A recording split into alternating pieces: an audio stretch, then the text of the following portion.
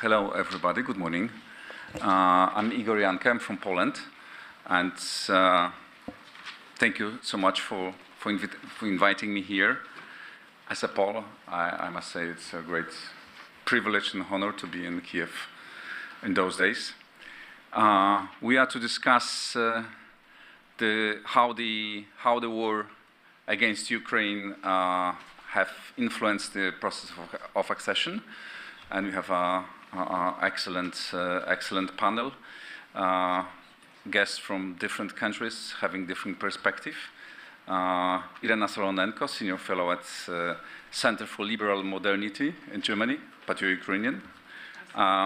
Gustav Gressel, senior policy fellow with the wider Europe program at the European Council on Foreign Relations in Germany, but you're Austrian, as I know.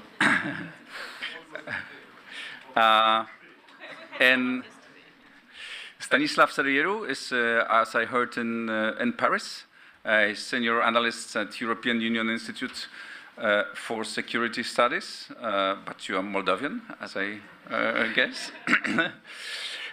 Vano Cikwade from Georgia, Georgian. Is with the EU integration program. He's a EU integration program manager at Open Society Foundation in Georgia. And last but not least, David Stulik, senior analyst and head of the Eastern European program at the European Values Center for Security Policy in Czech Republic, or Czechia, rather Czechia, yeah, I should say. Okay, we are to analyze how the accession process could have changed under the influence of the war. And there's one obvious major change. Ukraine and Moldova were granted the status of official candidates. It was a political decision, but doesn't determine much. It doesn't determine much. And you have a different perspective, living in different countries, watching the situation from different places. So I would like to ask you all the same first general question. Yesterday we heard a lot about the current attitudes of Ukrainian society, Ukrainian elites, Ukrainian authorities towards the EU accession, how it has changed, especially last months. And so how did the Russian aggression against Ukraine change the attitude in the EU countries, the leadership, the EU Commission? What is the real attitude? What's the real mood in European capitals? How do you see that? Maybe we can start with you. Okay, thank you. Well, thank you so much. I talked to organizers before the panel, and I thought it's so obvious the implications of the war for the European integration process. But then we kind of discovered it's not so obvious, so there are different opinions, so it's good. But my vision, my perception is that I see that EU has really, this war has consolidated EU extremely. And we see unprecedented unity in the European Union, the speed with which sanctions were imposed.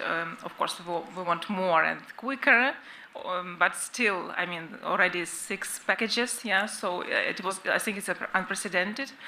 And also transatlantic unity, which is also very important. We know, at least in Germany, that it's very important, the mood and the mood in the USA. So if USA is resolute and is willing to support, provide weapons, then Germany might follow or follows, yeah. So it's very important to have this leadership.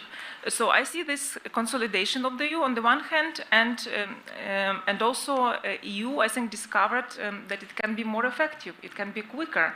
For instance, I know that when General Prosecution needed a server and to document war crimes, European Commission was very quick to gather resources and establish the server within a week. So it was really, it's like one example. There are many other examples I have from communication with people from the institutions. Also European Peace Facility. And before the war, a lot of experts recommended or asked the EU to include Ukraine into the European Peace Facility. It was unthinkable, really, like a few months before the war. And then the war started immediately. So Ukraine was included and benefits from this program. And also delivery of weapons. So there are many, many things which never happened, which experts demanded, and they started happening. Moreover, EU showed it can be effective, it can be quick, if there is a political will. So for me, it's a very positive development. I mean, I have a few points, but maybe I should stop here, let other people talk, and then we continue. Yeah. Okay, maybe we can switch now to Paris. Stanislav, how do you see the real political will? Is there a political will to really bring those countries on board, or is just some gestures and pretending? Thank you. I will start by giving a shout out to organizers for putting this event together in the mid of war. And to answer your question, I think first thing, if I remember all my meetings in Brussels, people were not expecting war. Yeah? We haven't seen it coming.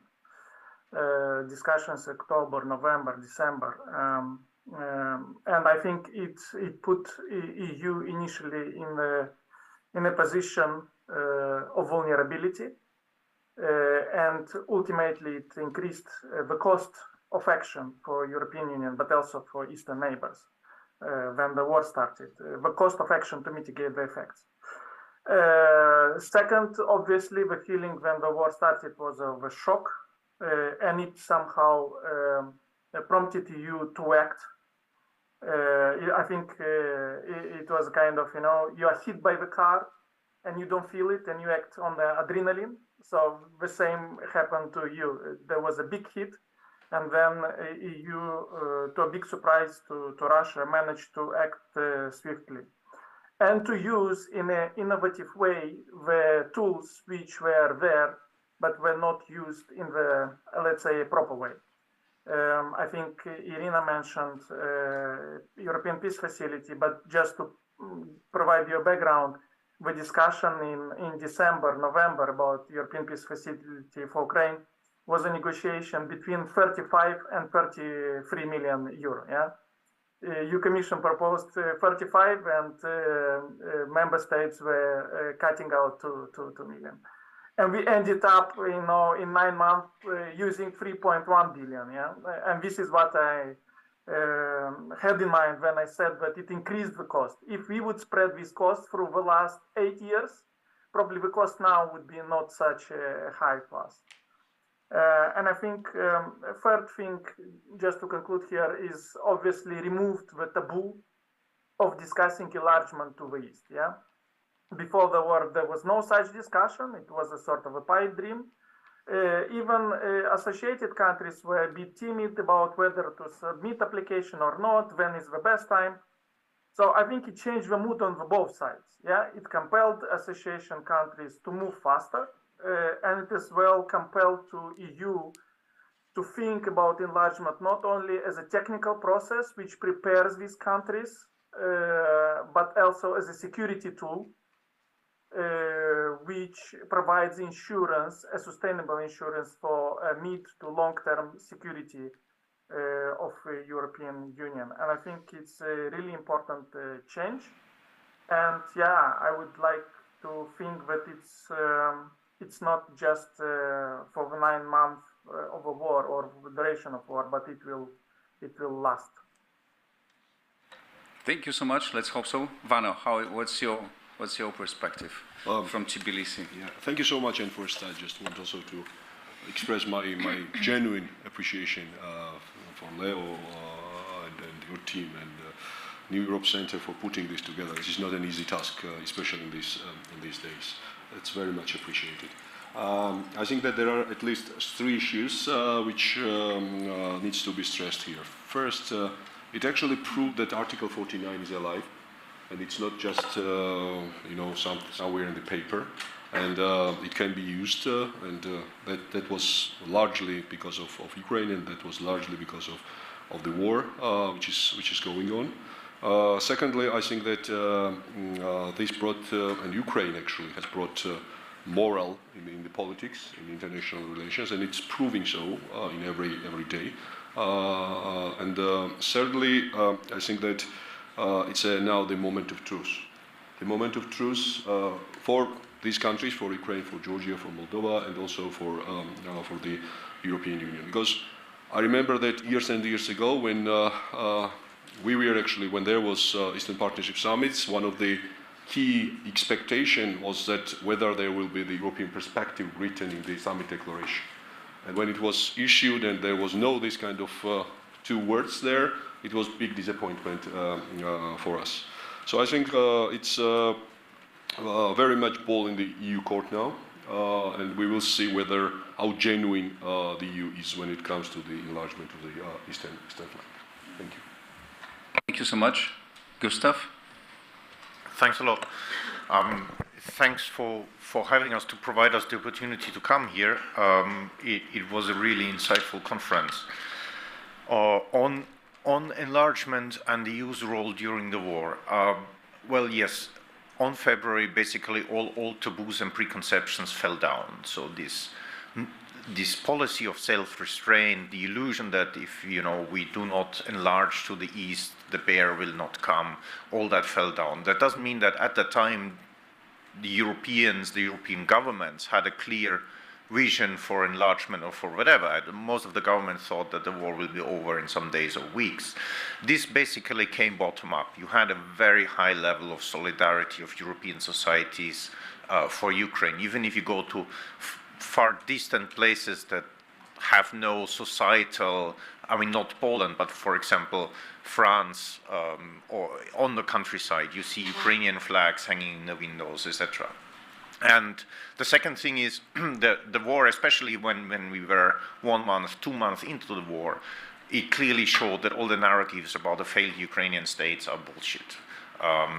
People could, before that, argue, is decentralization reform real or fake? But after they saw on the evening news how mayors in Kharkiv, in Mykolaiv, reacted to the damage, how much regional administrations were part of the relief effort, how they organized sort of from increased medical care to refugee care, etc., all this stuff, nobody could say, well, it's not a functioning government.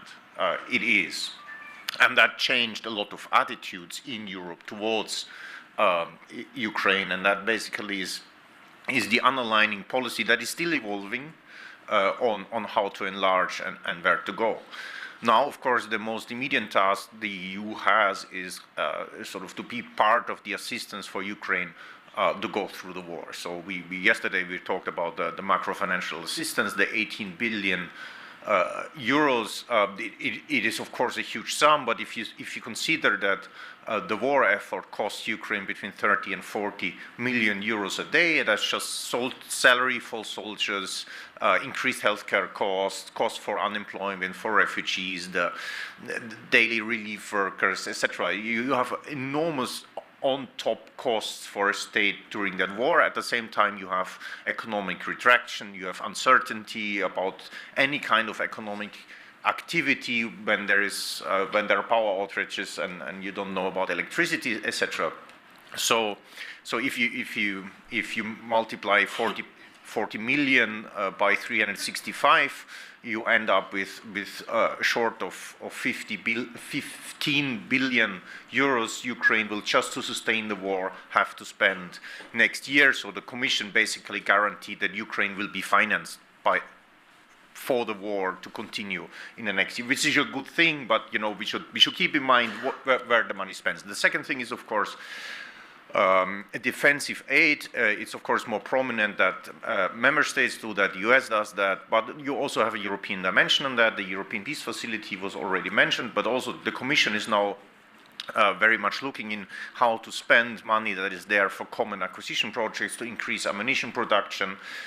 We have also some member state initiative. If you see this European Sky Shield initiative the Germans initiated, what's the purpose of this? The purpose of this, for this company that provides now the IRIS-T air defense system, they need to expand their production of ammunition because, of course, Ukraine at war fires much more missiles than a peacetime army would contract to buy when they, as export customer like Egypt or Sweden buys Irish tea. So you collect the 15 countries that have an intention to buy the system anyway, to provide the company with long-term contracts beyond the war, so that they have the financial security to invest in new factories, in new production lines, to produce the missiles at the rate of consummation in Ukraine. So this is sort of how domestic industrial production, industry policy, and war effort sustainment go hand in hand. And the longer we go into the war, the more effort we're gonna have to be like that, because this is ultimately a war of attrition, and who is treated first bails out. We see how the Russians are mobilizing their industry for the war effort. We have to do the same. And the final remarks is sort of on the outcome. I'm sort of my biggest worrying when I hear reconstruction promises, when I hear accession promises from some European capitals, that this is kind of, and at the same time we have still debates about certain classes of weapon systems that Ukraine needs and that are for the time being not provided. There are a lot of heads of governments, and this is not only a European problem, the White House is the same problem, that conduct the support effort with the prime interest of preventing nuclear release, and hence give the Russian an opportunity by nuclear threats to micromanage or to steer our arms deliveries towards certain limits. And here this kind of perspective of reconstruction then is kind of used as a bit of a placebo to say, Ukraine, you don't have to win completely, we will pay for you afterwards. This is a very, very dangerous development, because I mean, even if some governments don't want to talk about Ukrainian victory, you should talk about sustainable peace. And sustainable peace is not where you have a contact line running through the entire country, where everybody knows that in 5 years the Russians will rearm and try that again, where everybody that earns on this money that the EU then spends on Ukraine will try to get it and invest it somewhere in Berlin or Vienna, because you don't know what's going to happen in 5 years. Ukraine needs to have the security that people stay, that there's private investments, that they have the security to and the confidence, the self-confidence to continue that. And for that you need victory, or at least you need an undeniable defeat for Moscow. And this is really something we cannot substitute by money. We cannot substitute by promises. This is something we have to achieve now by the delivery of arms. And this is, I don't have a Ukrainian wife. I'm not doing this for my private interest. This is, as a European, if you see the long-term return of investment of a tank that you deliver now in terms of the delivery aid, you don't have to pay later on, because you have created a more secure environment. Every tank is a huge, good investment on the long run. And it's much cheaper to pay for an expensive tank now than for much more expensive sustainability aid in the future. Thank you so much for those very important remarks. David, how do you see that? How do you see it from Prague? And how do you see the difference between Prague, Warsaw perspective and other European partners? Because I believe that this view is not shared by everybody about a good investment. Thank you. And I can't start without also thanking the organizers, thanking my colleagues who are here together for this opportunity to share time and space together in this city in these moments. And I think we could proudly say that we sind alle Ukrainer. Yeah, so that's something that brought us together. And I will take a bit different approach and present that view from Prague, from Central Europe, in a different way. I like stories, and here is my story. As you know, I used to work here for 12 years in Ukraine. My kids were born here, and when I sat at home that I'm going to Kiev, my youngest son, he's 7, came to me and said, "Really, are you going to Kiev?" I said, "Yes."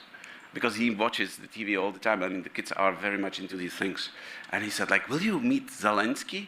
And before I managed to answer, my daughter, who is a teenager in that age, she said, "Oh yeah, your daddy will see, of course, Zelensky." He said, "Perfect, perfect."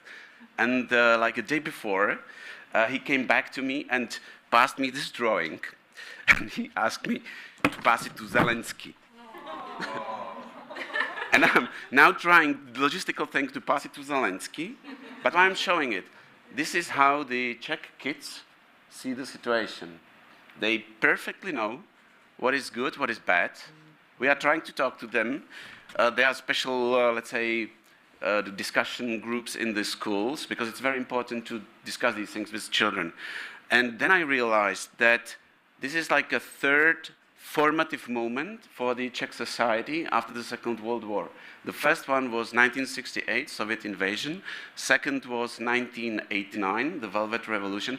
And now the current generation has this another transformative moment, and these are the things that they will influence them. They will form their mindsets for decades. And I was quite often worried about my kids, how they would grow up without any, let's say, these challenges, right? And when my parents were telling me how it was in 1968, it was a history for me. And for my kids, the history is 1989. So they have this sort of a moment. And why I'm saying that? Well, in the Czech Republic, and here I think we are on the almost very same footing as Poland, we see it as also the threat for our security, for our future. So that's why, as Gustav said, the Czech Republic was ready to deliver the tanks, helicopters, exactly for these reasons, as you mentioned. That was the investment into our future. We don't want the Russian jets, tanks to, again, be in Central Europe. So it's much better to help Ukraine to have them there in the front lines. So for the Central Europe, well, and here I have to make another kind of a disclaimer. What is now Central Europe? What is left, for example, of Visegrad 4, V4? I would say that there are basically two countries that are forming this alliance, the Czech Republic and Poland. We have seen an incredible improvement of our relations from almost a kind of a Cold War last year, still in October, when we had the disputes over that coal mine at the border. Now we formed a very strategic alliance. And as I said, 68 was a formative moment for Czechs, but also it was Slovakia was part of Czechoslovakia. They also experienced the Soviet invasion. And here, the Czechs are very much surprised to see how Slovakia is fragmented in their attitudes also towards the Russian aggression. And we are amused to see that there is indeed maybe a half of the population that in Slovakia that believes in these Russian narratives, follows the extreme right or populistic left, which is per se kind of pro-Russian, and we have a mismatch of attitudes and mindsets among Czechs and Slovaks. So this used to be a kind of a strategic alliance for Czechs to always have Slovakia on board, but right now, at the terms of, let's say, society, it's not the case. And I'm not going to speak about Hungary, but a few words about V4. I think currently the Czech political leadership, the government, the MPs, had decided to take a very tough stance on Hungary and to kind of prove it to also the other EU colleagues that this is a kind of a new totality emerging in that country, that even our Speaker of the Parliament publicly calls Hungary as a Trojan horse of Russia. And this is, again, something that is rather unexpected in Central Europe. And coming back to the question how the Russian aggression changed the perspective for Ukraine's accession, in the public opinion polls, when the people are asked whether they support the accession of Ukraine to the EU, there's almost kind of a unanimous agreement to that. And right now, also, our think tank is a part of an exercise when the new national defense strategy is being discussed. And I think one of the key, let's say, assumptions there is that for Central Europe, there cannot be any new security structure that would not contain and would not include Ukraine. So for us, Ukraine is a part of our, let's say, future security. Without Ukraine, without Ukrainian army, we do not kind of see, I would say, even the future. And that brings me to the last point, is that we are now, as a Czech Republic, Czech government, rather looking for the formation of coalition of willing, rather than counting on a uniform EU or NATO response. So this is a kind of a attempt to bring the countries that want to support Ukraine, and here, for example, the Czech officials from Ministry of Defense travel, for example, to South Korea, similar like the Poles are doing, in order to bring South Koreans on board, or Taiwanese, and to help Ukraine. And this goes beyond the NATO and also to a certain degree outside, beyond the scope of the EU competencies. So this is a kind of a absolutely new reality. And here I think, again, I will repeat myself, that any future regional institutional setup is now unthinkable without Ukraine. So actually the Czech society has discovered Ukraine. Now the Czechs know who are Ukrainians, what is Ukraine. And last thing, 2 weeks ago, the Czech Ministry of Affairs opened language courses of Ukrainian, and they were overcrowded. So many employees of the MFA started to learn Ukrainian. So that's it. Thank you so much, David. If I may add something, however, I'm just moderator, but I do confirm that we get close as never in modern history. We never felt that close to each other with Czechs, and it's something completely new. And this is absolutely thanks to you, to Ukraine. We are exactly on the same page, and we also feel that, I mean, many of us at least, feel that it's our war, that you are defending us. So that's why our help is like cheap price, I would say. We don't pay much for this, because we don't pay with our lives. And we deliver just stuff, and it's obvious for us, and it's our. I can say also, I personally feel it's our work, because in Kiev I don't feel much different than in Warsaw, because I hear Ukrainian language in Warsaw almost everywhere. In my office, we run a program, Help Ukraine, and we have 3 Ukrainians sitting, and I'm learning Ukrainian, and you hear it everywhere, and we feel like very closely attached. Okay, we talk about mood, emotions, and now let's talk about the process, the accession process. So before I give a floor, I will ask you to give your comments and question. My question to all of you is, what are the implications for the EU accession process? Yeah? How it differs now? How is the methodology is changing or not? How much has it changed? If it has really changed. Irina. I think it's more a topic of the next panel, but we can still discuss it a little bit. Well, in the EU, the methodology, I don't see it's changing very much. So there are expert debates, and we will hear Michael Emerson in the next panel, and we know there are interesting ideas about how to reform the enlargement policy. In the EU so far, they think of some practical things. For instance, they say we already integrated Ukrainians into the labor market of the European Union. It's not really the case, but to some extent, of course, because this new mechanism was never used. So it was the first time it was used, and the Ukrainians do have access to the labor market of the European Union. Or EU is discussing extending roaming to Ukraine, which is also a very practical, good thing for people. But in terms of, but I don't see appetite of buying these ideas which come from the expert community of reforming the enlargement process to make it a staged integration process.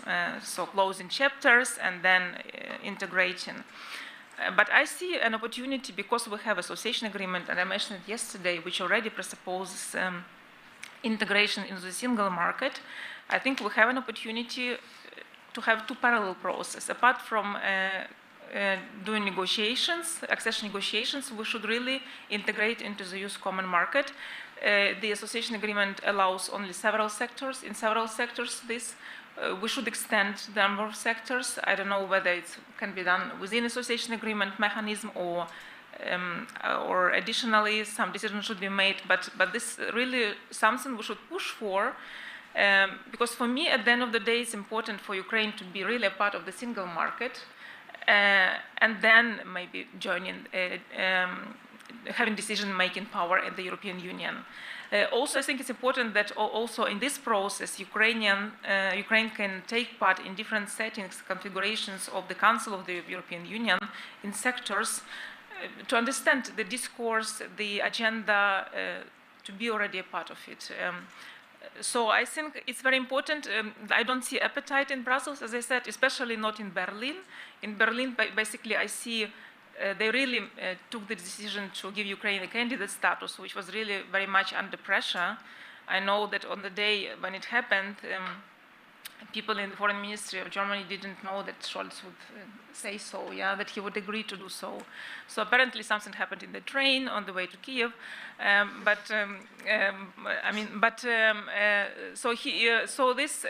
so they took this decision, and there is a perception. I don't know if Susan and Gustav confirm, but that we did the decision, and now it's a long-term process. It takes 10 years or more, so we don't have to do anything now.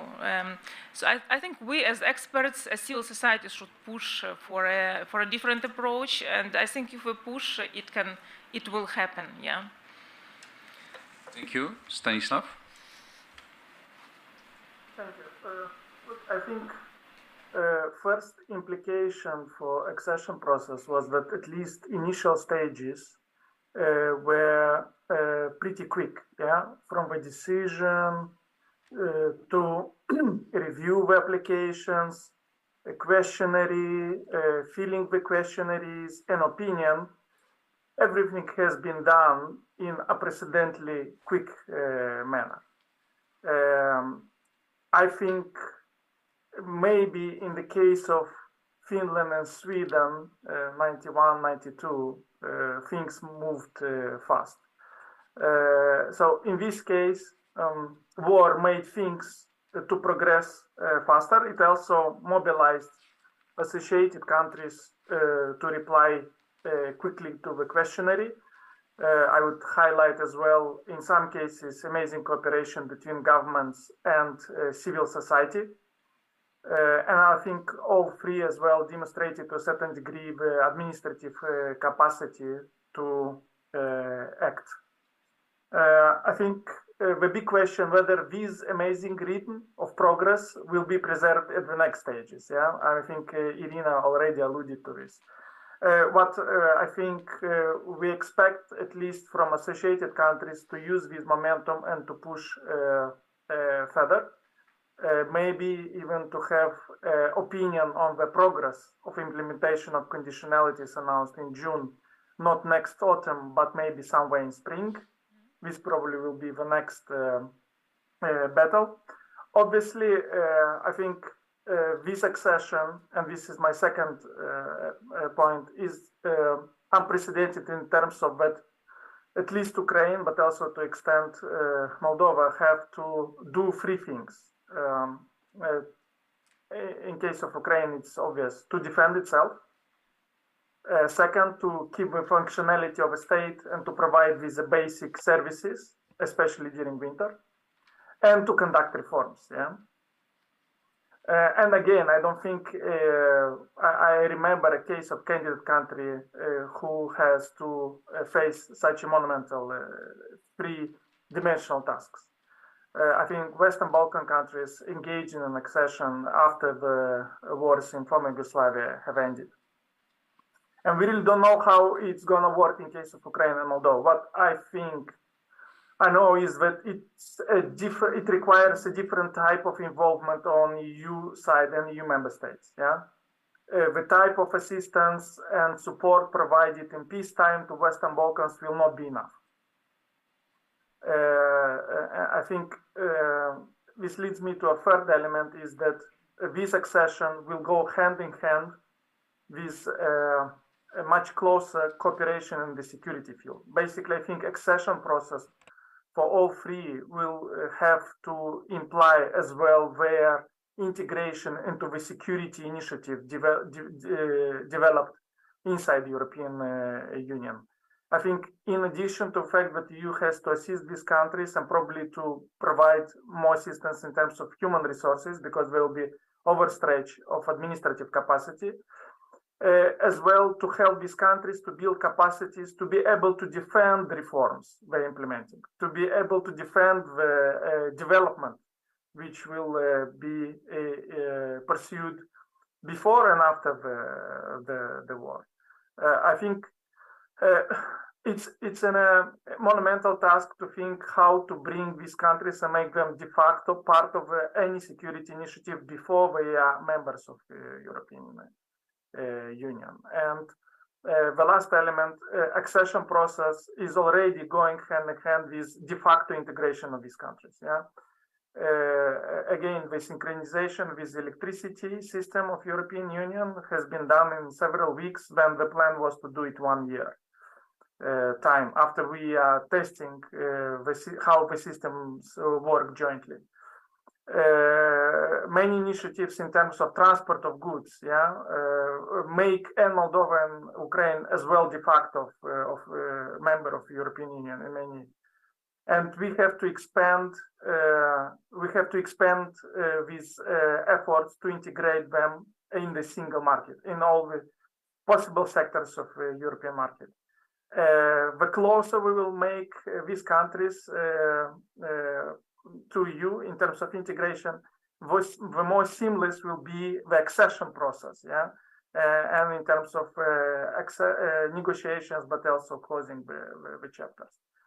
I think these are, three my ideas. I mean, if we will manage to keep the rhythm on, and I think in this case, I have seen opinion polls in European EU member states, which are overwhelmingly, at least in the big countries, in favor of Ukraine.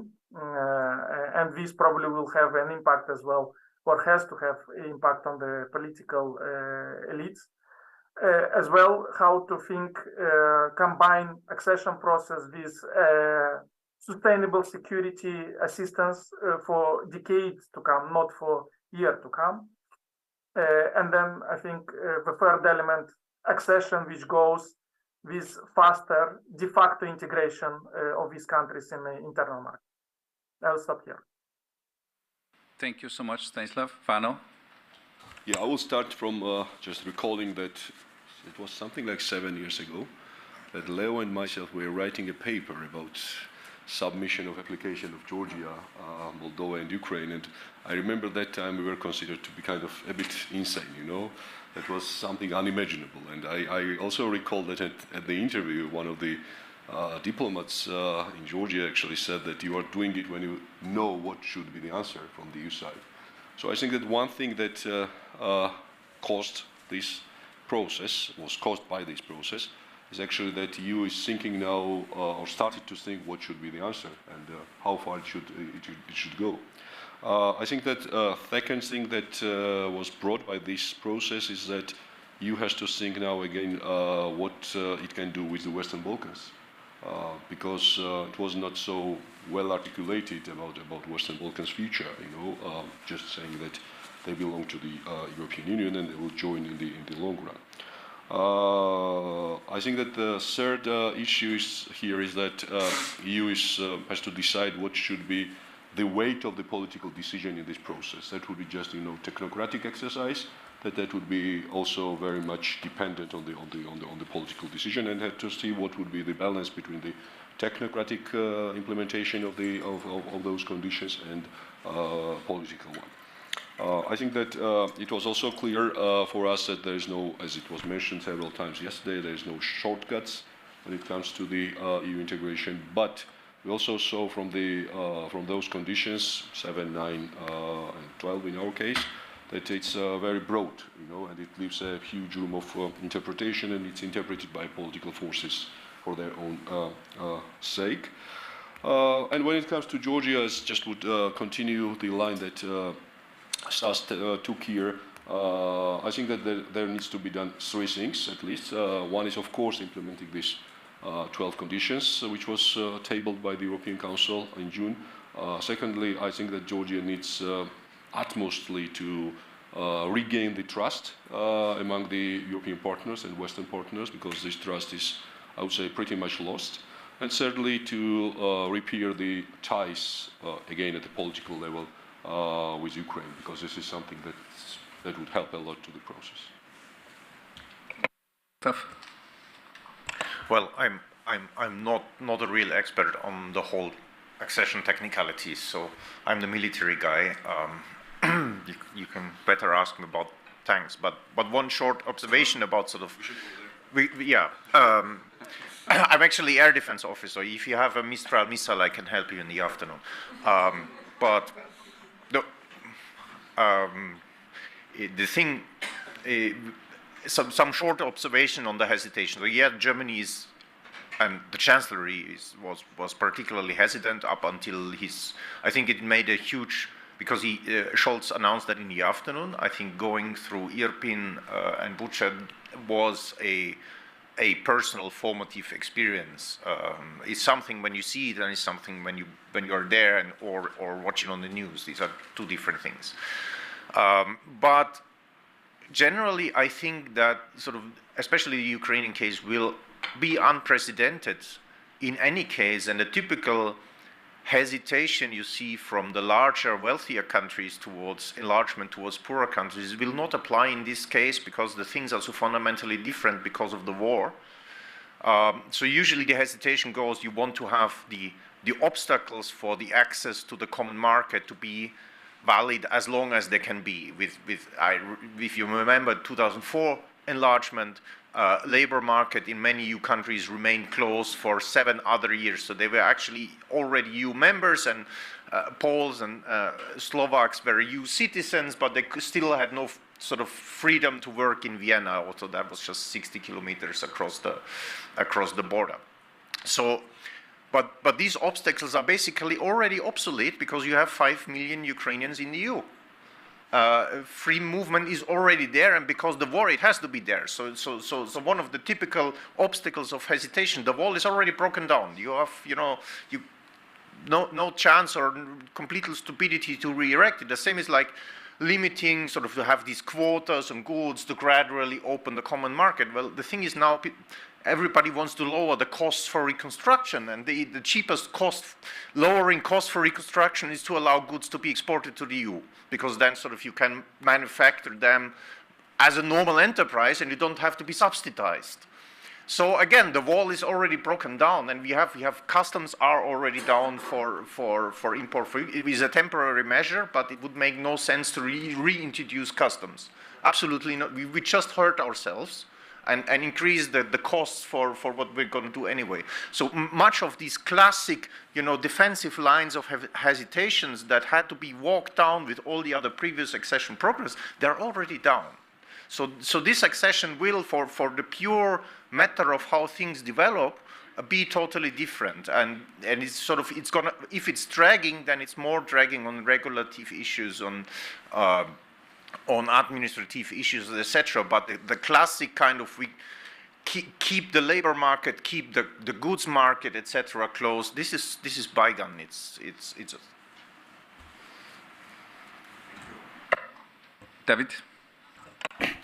I think that here we have sort of a mismatch of approaches and expectations of both sides, on the side of the EU and Ukraine. EU is very much following this conventional thinking, is not ready and willing to think out of the box about these creative solutions. EU is offering only the evolution, while Ukraine needs the revolution in these enlargement processes. And often, and it was raised yesterday, the reform of the EU. And here the main kind of a task will be how to change the decision-making process, how to move more to qualitative majority voting. And here we have a problem that we hear from countries like Germany addressing their Central European partners that, guys, if you want to support Ukraine, you should resign on your veto power. And for our countries, those countries that support Ukraine so much, this is unfortunately unacceptable at this moment. There is a fear that it would bring the EU more to look like a federation, where the smaller countries could be then overvoted by the big member states, and especially Germany. there is still, unfortunately, this fear that certain things, especially in the field of foreign policy, could be then decided by a majority that includes Germany against our interests. So I don't see here kind of a way out from these discussions that which are calling for the reform of the EU. And there was yesterday the question of Sergei Sidorenko, what sort of creative solutions could be offered? And I think this is something that should be definitely explored. But again, there is an unwillingness of the EU to do that. And I like the answer of Marty Martikas yesterday. He said that responsibility will require, the feeling of responsibility of EU leaders will then push them into some creative solutions. I'm not so optimistic, unfortunately. So what is on the table? What should be done? It was mentioned.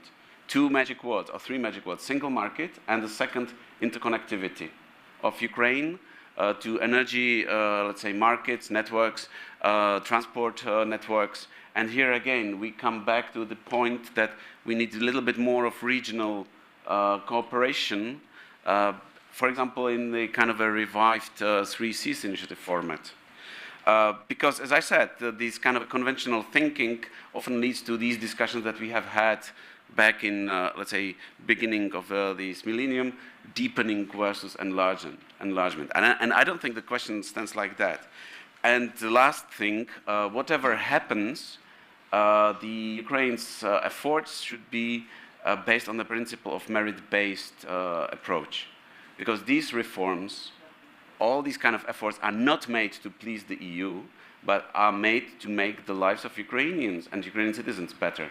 The reforms are done for Ukraine. So whatever the outcome would be, and the process is dynamic, all these reforms that are done under the enlargement process or accession process should be done with the objective to improve the life of Ukrainians here. And for that, it must be merit-based. Because like we heard yesterday from Misha Zhernakov, the West is sometimes willing to kind of to lower and to make softer our expectations. I think that you guys should be even tougher towards yourself to prove it also to the EU that you are one of the best, let's say, pupils in the class, that you do more than it's even required from you. And of course, you will face the old elite's resistance. So it's more, again, about the role of civil society, people, citizens, to push for these reforms. And maybe without, and knowing maybe that the end, the end station might not be the EU, because institutions and organizations are not eternal. So we still don't know what might be, the outcome of all these processes that we are now witnessing.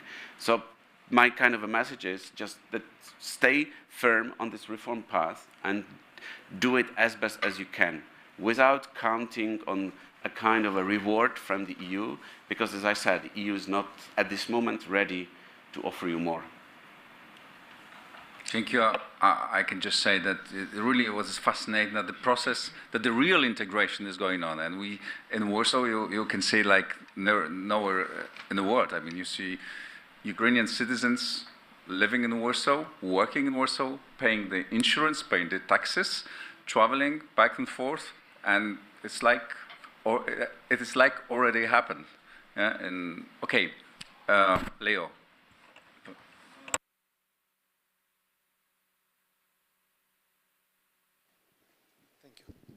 So I'll be sitting just that.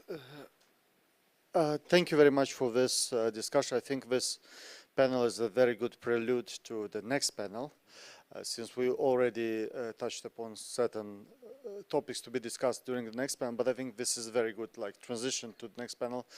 But when we were working on the agenda together with, the entire people involved, all the people involved, what I was thinking during this panel also, among others, you touched upon these issues, but maybe you could reflect a little bit on more, is second one kind of more long-term topic to be discussed, like, is the war in the end able to help Ukraine and other countries join the EU?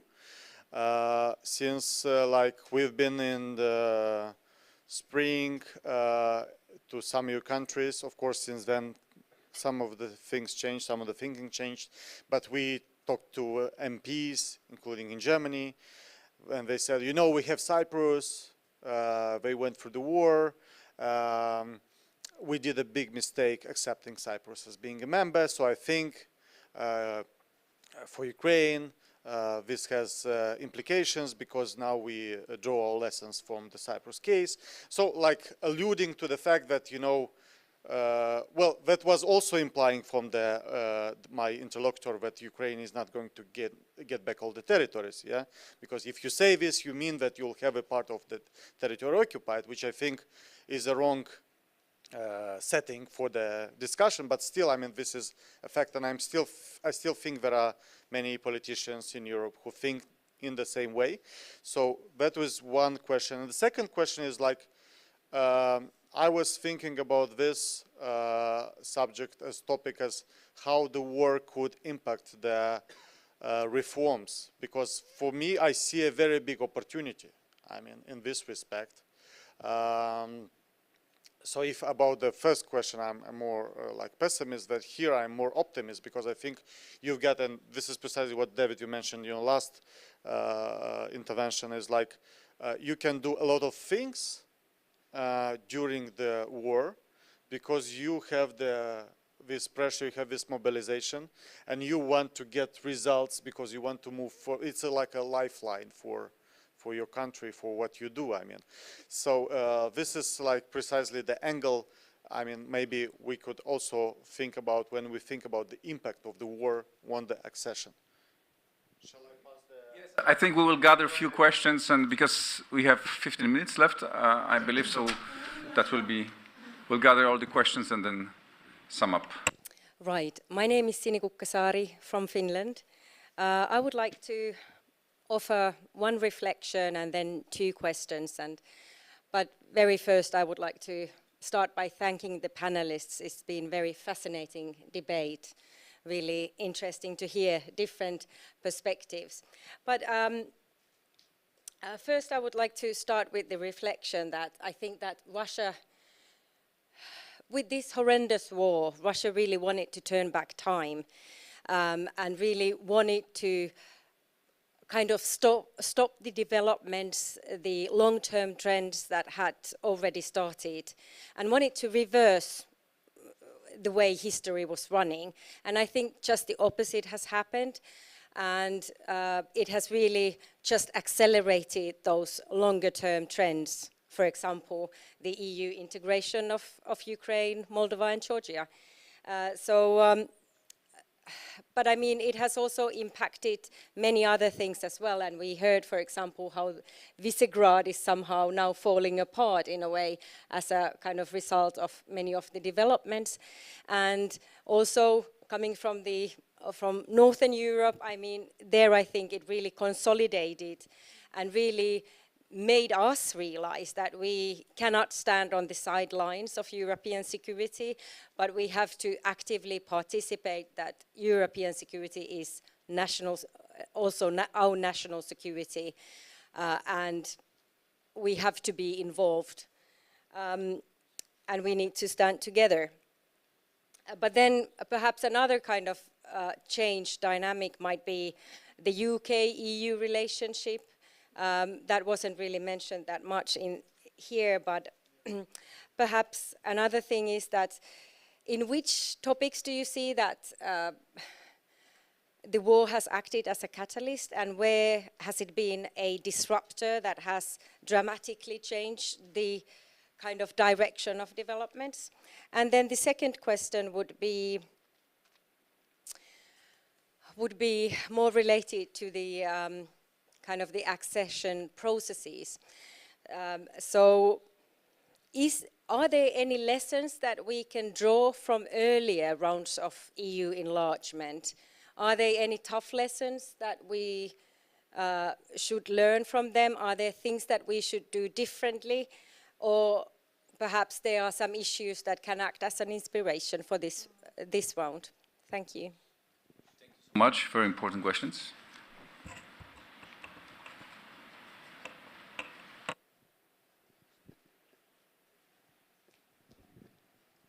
Thank you. My name is Mike Wilson with the local studios in Kiev. So it's kind of a two-part question surrounded by the war, and I really appreciated everything that you had put into that. I'm also a military man, so I understand the principles and concepts of you know, paying now is a lot less expensive than paying later. But the two questions revolving around war is, has the war created this expediency that allowed us to do this unprecedented speed into the candidacy? That's the first question. And the other one is, in your own countries and among the population, among this, the citizens, what is their feeling about this? Has the war influenced them to say, we don't really, do we want to withdraw the candidacies? I mean, what is the opinion of the populace? Question or comment?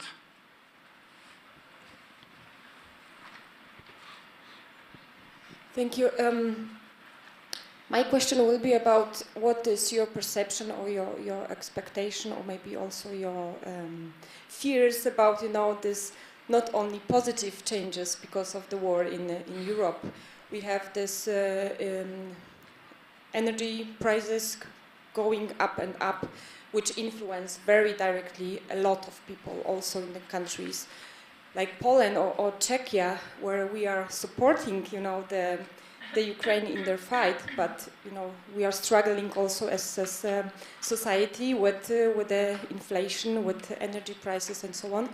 And then like in countries like Germany, where the prices are also getting higher, you know, you have and the support is not that strong, or maybe there's some hesitance among the government and the society. How do you perceive this as a possible threat?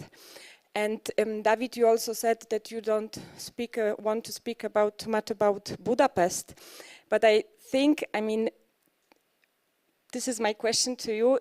Do you don't want to speak about Budapest, or in some respect also about a Polish government, because you think this is, you know, going to be solved anyway, and they are only, you know, like talks and blackmailing for the internal purposes?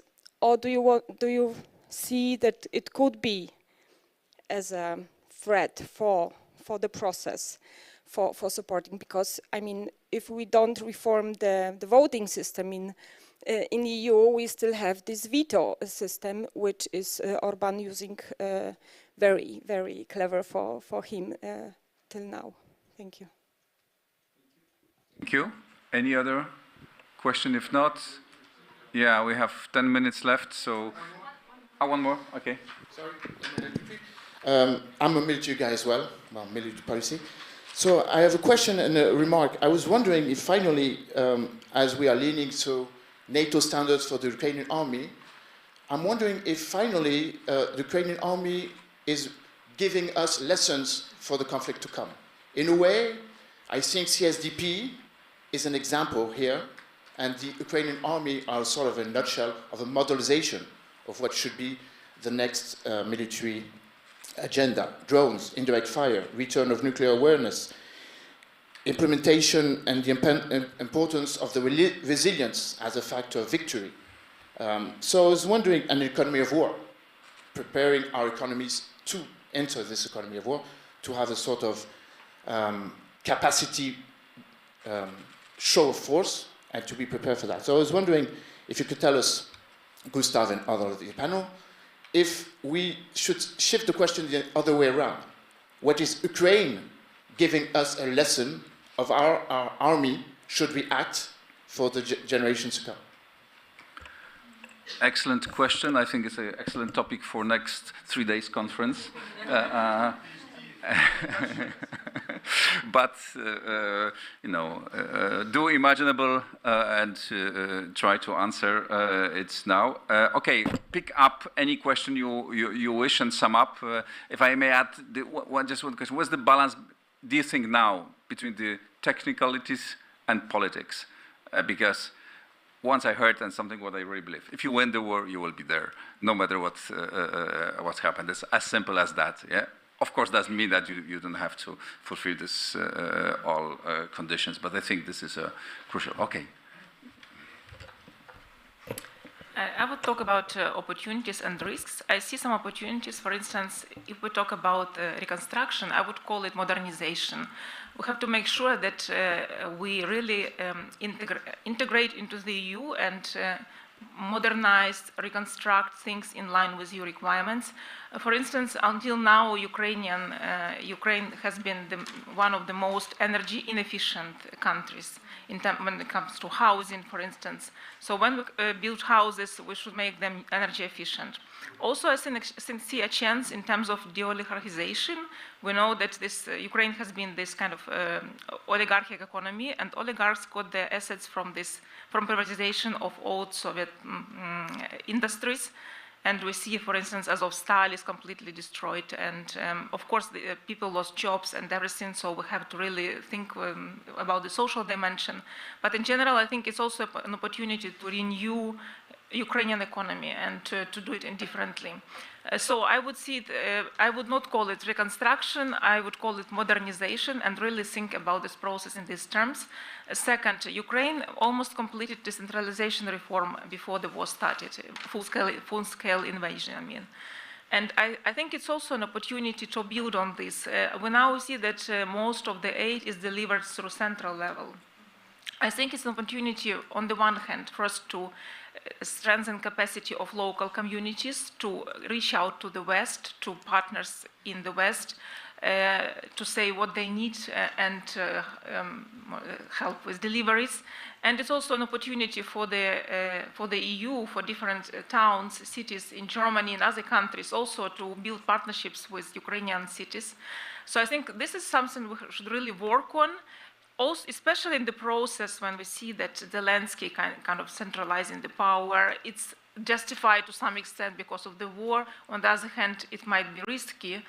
So we should really, I think, strengthen and focus on this local level and capacity of local communities, which do have resources now after the decentralization process.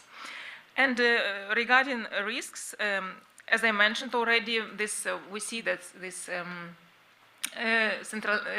concentration of power, and I also see that Ukrainian civil society, at least speaking abroad, and EU representatives shy away from criticizing reform process, because it's war. It's not time for this. Let's do it later. I think if we keep it on the constructive level, on the level of issues, not politicizing it, we still have to talk about problems, which we have with media law, for instance, and other reforms. So, because we're really building foundations for long-term reforms, so it's not, we should not do just anything now to tick the box, but really do it in a proper way. And just I want to briefly touch upon the previous experiences. We know, and we raised it yesterday, that these bilateral relations among countries can maybe jeopardize a little bit accession process. I see the problem with the minorities legislation which needs to be adopted. The problem with Hungary. So I don't see a problem with treatment of minorities in Ukraine, but I see that Hungary can be a real problem in terms of blocking that Ukraine is really doing according with EU standards here, and yeah, I don't know how to get along with this, but this might be a problem. We should be aware. And just to conclude, I want to say I don't see much point talking about whether war makes the point of accession closer or delays it. I think we should really focus on the process and make it result-oriented. So I want to see results for Ukraine getting closer to the EU in practical terms, and for people in Ukraine already in 1, in 2 years. So we should really focus on the result to make it on the process without talking too much about accession as such. Thank you. Let's jump to Paris. Stanislav, the floor is yours. Thank you. Look, I would be very brief regarding the question if war can spark reforms, and I think I will unite it with Sinikuka's question about disruption and war as a catalyst, because they are more or less the same. I think we have seen how war facilitated digitalization of Ukrainian state. Yeah, when people cannot travel, when people need services, but they cannot come to office, or it's not safe, how Ukrainian state conducted amazing wave of digitalization. I think another area which I've observed is that and both in Ukraine and Moldova had to work and reform a bit their customs in order to facilitate transit of goods. For Ukraine, it's important to for grain exports, but also for Moldova as well. And for Ukraine, it's important for import of diesel. I think another thing which we have seen as well in terms of disruptions is trade. Impressive destruction of before really important trade bilateral between Ukraine and Belarus, for example. Yeah. But at the same time, we have seen the catalyst. We have seen the growing trade between Moldova and Ukraine, which is partially driven by re-exports of oil products from Moldova for Ukraine. I think we have seen disruptions and possible catalysts for change in zones of protracted conflicts. Yeah, I think there was relation between what happens and the Ukrainian offensive in Kharkov and re-escalation of violence along the Armenian-Azerbaijan border. But also it dramatically changes the things on the ground in Transnistria. And I think since we are having this debate in Kyiv, I would like to call for a strategic debate between Moldovan and Ukrainian experts, which probably later can be uploaded to a high level, to have the same reading of the situation, to compare the notes, but also to understand how things changed and probably to develop some points with which to come to Brussels and to bring EU to make EU much more involved in the process, because I see there the opportunities which are brought by war. And I think it's interesting new development. It's disruptions in terms of remittances flows. Yeah, with more Ukrainians in Europe, I think the share of remittances coming from Europe to Ukraine will increase even more. Probably the same will go for Moldova. So another thing to see is how Russia is losing its economic leverages, because remittances and the threat to expel economic migrants was one of the tools which previously Kremlin used.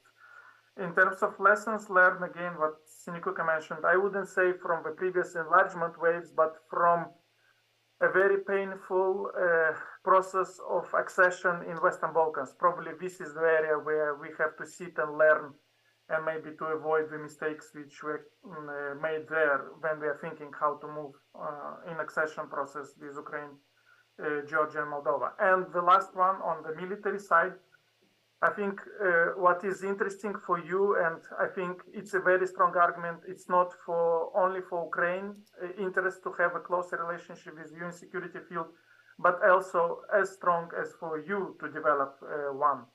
At least for three reasons. I think Ukrainian experience how to combine the legacy weapon systems with more sophisticated which were delivered recently. How Ukrainian army combined those two provides important lessons for some armies in the European Union. Second thing, obvious one, is the use of strategic communications during the war. I think Ukrainians proved to be excellent communicators, and we have to learn a lot when we are deploying CSDP operations, be it in sub-Saharan Africa or in other parts of the world, where the informational environment is sometimes very hostile to. And the last one is the combination of artificial intelligence, integration into the use of drones, and combination with artillery use. I think at least these three things makes the cooperation with Ukraine for you as important as for Ukraine. I will stop here. Thank you so much. Vano. Yes, I just start from what Leo said, actually. I think that's absolutely wrong direction, the way how the MPs are thinking. And unfortunately, we have been coming across to this kind of logics for quite a long time. I remember that Dimitro and myself years ago were in Budapest, where a former high official from the European Commission actually was saying that pretty much the same things what you said. And it was so, how to say, disappointing to hear it, and to hear that person who could not really understand that that's a message to Russia that if you continue the occupation, you basically have the veto power, not allowing these countries to the European Union or NATO. So you should continue this business, and that you're achieving your goal. And I think that that's absolutely wrong thinking, you know. When it comes to Sinikuka's question, I would just be very brief. I think that there are several issues that need to be learned from the previous accessions. First, that it shouldn't be premature, meaning that it should not be just only the political decision. EU integration has the best value it has, it's a transitional power. So I think that that's something where the emphasis should be made, you know, not because we don't need any other kind of Hungary there in the club. We need the country which is democratic, which is well-developed, prosperous, etc., etc. So I think that needs to be taken into consideration. That means basically not to turn the blind eye to the things which is not going in the right direction, and to be outspoken as much as possible. And also to find the proper balance, which was already discussed here, between this technicality and conditionality. And I would be very brief, just wrapping up basically, 1 minute, if you allow me. I just wanted to, again, say 3 key things here. One is that despite all these misunderstandings, if we call it, between Tbilisi and Kiev's political circles, I would say that there is absolutely full support to the Ukraine and its soldiers and its battle from the civil society side. And I'm just representing one of them, but believe me, there are a lot of organizations who are thinking in the same way. Second is that this fate, and we're talking now about the people who are fighting for freedom, Moldova, Georgia, Ukraine, and I think that this fight needs to be kind of, you know, appreciated, and needs to be seen in a proper way. And last but not least, I think that Ukraine must win this war. Russia must be badly defeated, and supporting Georgia, it means that you should support Ukraine. So that's what I wanted to say. This is not about what I'm saying here. This is that I'm here, and I'm just expressing my solidarity to those here in Ukraine. Thank you so much. Yes, Gustav. Thanks a lot. So first, on the public opinion, at least in Germany, actually, it's not a public opinion problem, the not delivering Leopards. Actually, the public opinion thinks that the chancellor should do. This is an elite problem. This is a problem of fear of nuclear war that is there in top decision makers. But it's not that the public has something against it. The public is more progressive than elements of the government. The military lessons. So 3 main things. The first is total society resilience works the better, the more horizontal and the flatter your structures are, because people who are used to make decisions and act on their own, they will do even more so and even faster in war when sort of hierarchical orders cannot be given in time and cannot be given in detail because the situation evolves too fast. The second big lesson is you go to war with the army you have, not with the army that is described in your white book. Because a lot of European armies are white book armies. And if you say, okay, but tomorrow is alarm, and you go, what's there? And this is a huge problem. There's a discrepancy between ambition and reality, but in reality you fight the war with the reality army. And the third thing is, even obsolete capabilities are better than no capabilities. I mean, the Ukrainian MacGyver army is a perfect example how old systems, how things that we deemed completely obsolete, unusable in a lot of European armies, can be brought to work, can be used very effectively if you augment them with even commercial off-the-shelf sensor communication systems that by programming, by encrypting, you have tweaked to the point that you can use it.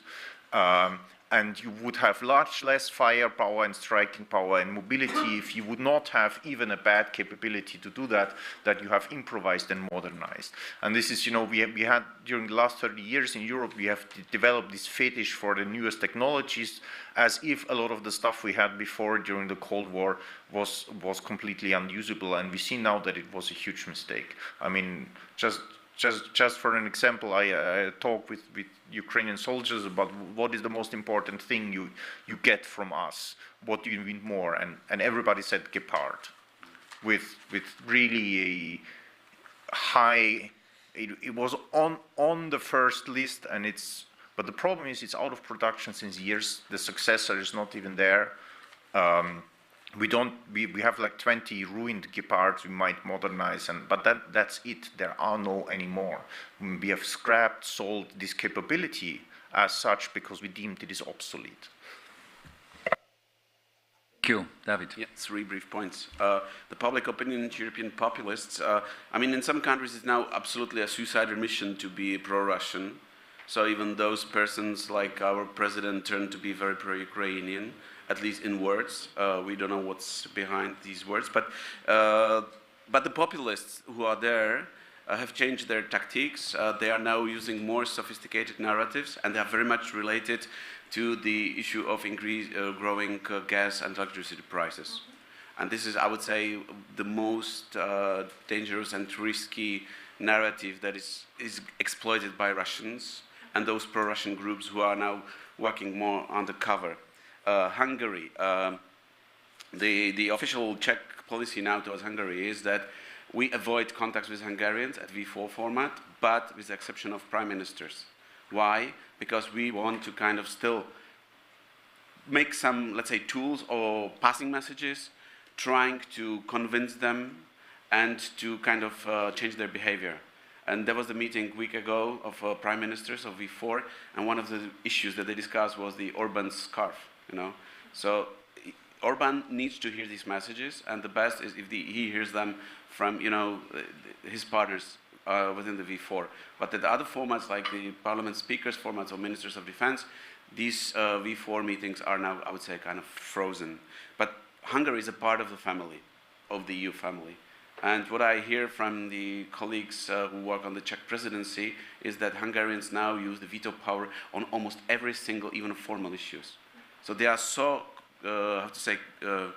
destabilizing or kind of unconstructive, and it's so obvious, and it makes the rest of the EU to see it, and the rest of the EU understands that they have to react. Now there is this decision of the Commission to, again, freeze the disbursement of the support for Hungary.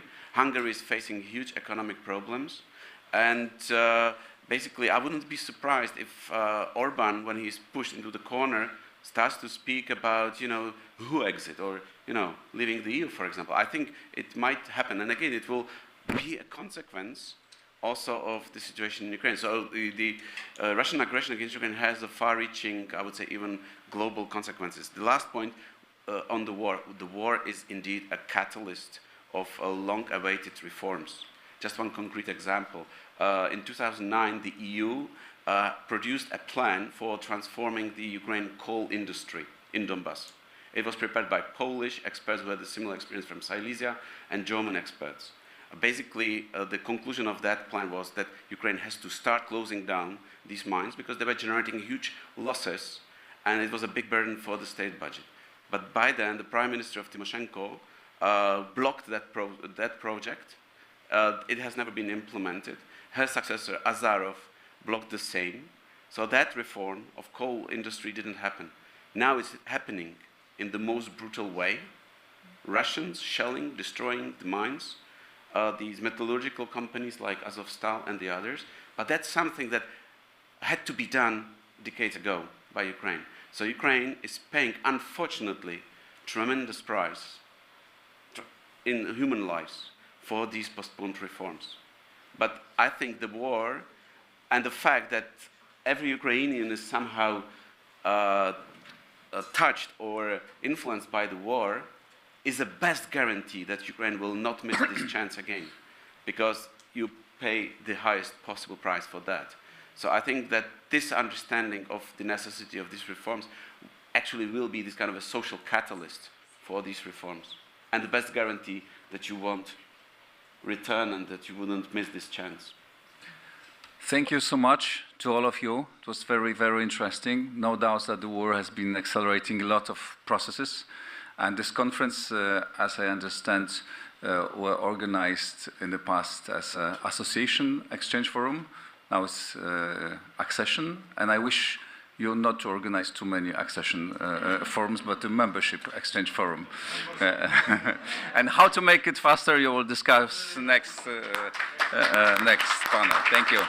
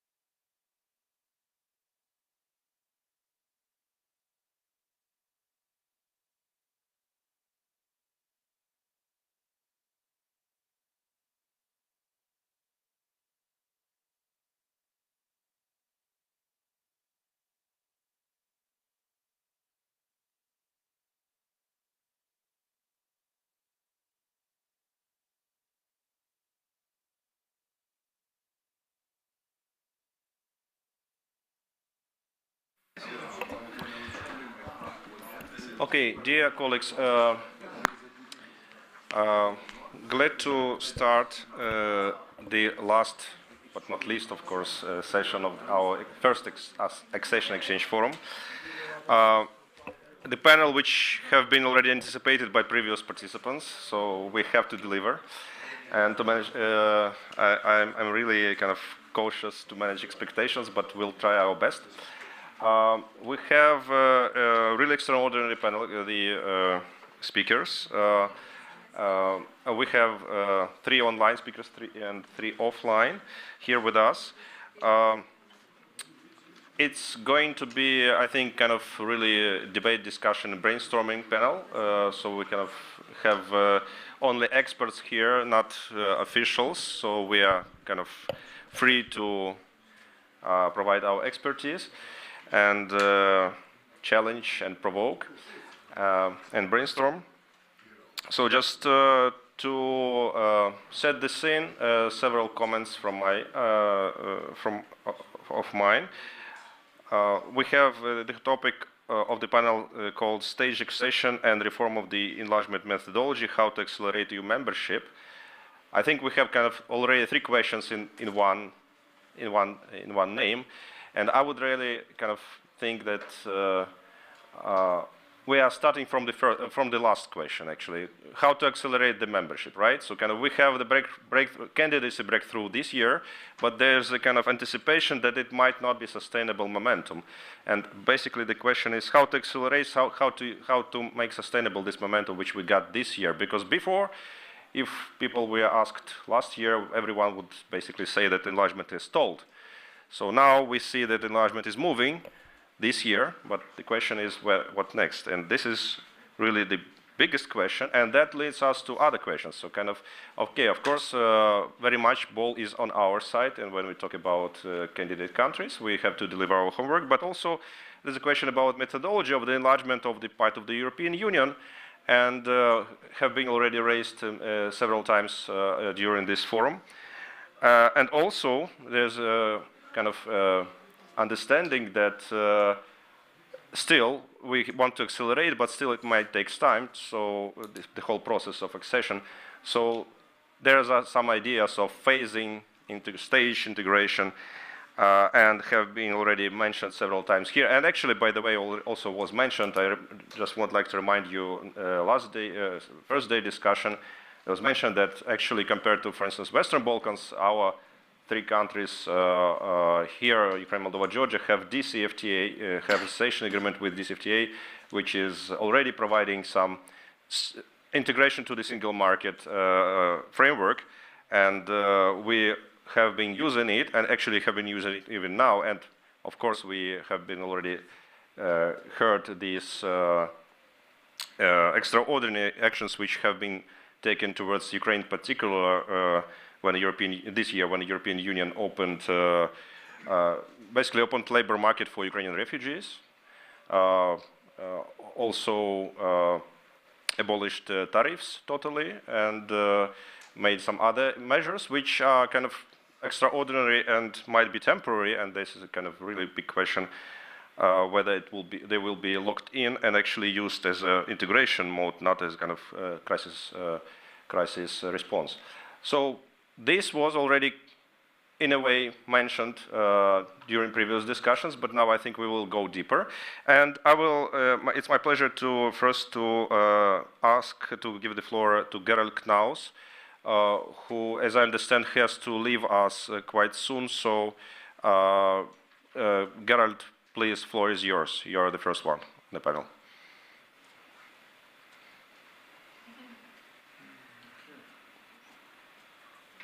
And? Okay. Now, do you hear me now? Yes, yes, please, go ahead. Fantastic. And do you see my one slide? No. Not yet. Okay. I've just put it on. Shall I try it again to share the slide? 1 second. I go out and I share it again. Go on. Does it work now? No. So, Leo. Oh, now we see it. Finally. Oh, fantastic! Great. Listen, well, first of all, thanks for this invitation, and warm thanks for being part of this incredibly important debate. Greetings to everyone, and apologies that I have to run because I have a talk show in Hamburg, and I need to get there. Where also I hope to have this debate on Ukraine on German television. But let me go to this debate, which is about what to do about accession. So how to make it irreversible. And sorry, now it should work. Oh, 1 second. And of course, we all know why. I don't need to tell you that. It's just that that's the way I explain it in Germany. That what we need to see in Ukraine in the next few years after the war is the same that we saw in the Baltic states. I call it the Vilnius miracle, which is countries that had 37% of the GDP per capita of the EU average. The EU is 100 in 99, then moved to 81% a few years later. And the way they achieved this Asian tiger style conversion, and it's also been impressive in Romania, was by being fully integrated in the EU single market, not partly integrated, not UK style integrated, but fully integrated with the 4 freedoms for goods, services, capital, and people. And of course, in order to get there, to be allowed into the single market, to have the transformation of its regulations, administrations, and society. And of course, in addition, there was massive EU support. I agree with Michael that for this to work, the EU also needs to step up financial support. Now, how do we make a Vilnius miracle in post-war Ukraine when Ukraine wins the war irreversible at this historic moment? As President Zelensky said, it should really be clear by the spring. But what is likely to happen is unfortunately not what must happen. What is likely to happen is shaped by the current mood in EU capitals. And the mood in EU capitals, in Paris, in The Hague, and elsewhere, and many of you will know it, is that giving candidate status was the big step. I mean, in June 2022, President Macron talked about the Balkan countries, and he said they are countries that, as far as they are concerned, they left the station, but in reality, they are still on the station with a ticket. They are not on the train. Now, notice how he describes the Balkan accession. They think they are going somewhere, but we know they are not in the train. He also said in that speech that the key is to keep on offering a prospect. It's not about making it real. It's offering a prospect, and that's a geopolitical imperative. And finally, he said, and he couldn't be more honest, do I think that in the long run it is the right thing to offer accession? And then he says, I would want to be clear, no. And it will be a long road to travel. Now, why is this important? Because, of course, without France, and he's believed that for a long time that enlargement weakens Europe, without France, it is impossible to imagine a real breakthrough. How about Berlin? Well, in Berlin, we have the opposite rhetoric, but let's be careful. Here is Olaf Scholz in November saying on the Western Balkans 6, they should join as quickly as possible. But what does Germany do? He also added in Prague in his speech that the EU must get itself in shape first, and this will take time. So actually, it's a politer way of saying the same as the French. The EU at the moment cannot accept new candidates. It needs to change, and that doesn't depend on the candidates, it depends on the EU. This will take time. What does that mean? We already begin to see it with pressure on the Commission not to assess too early, to tell the Ukrainians, slow down, don't rush it. You have time. How much time? Well, we know that accession talks, when they started and when they ended, they can take 34 months for Slovakia, 56 months for Slovenia, 58 months for Bulgaria. It took 5.5 years for Croatia. But what we have in Serbia and Montenegro is never-ending accession. They start, they never end. Montenegro started, 3 chapters closed. Albania, candidate since 2014, no chapter opened.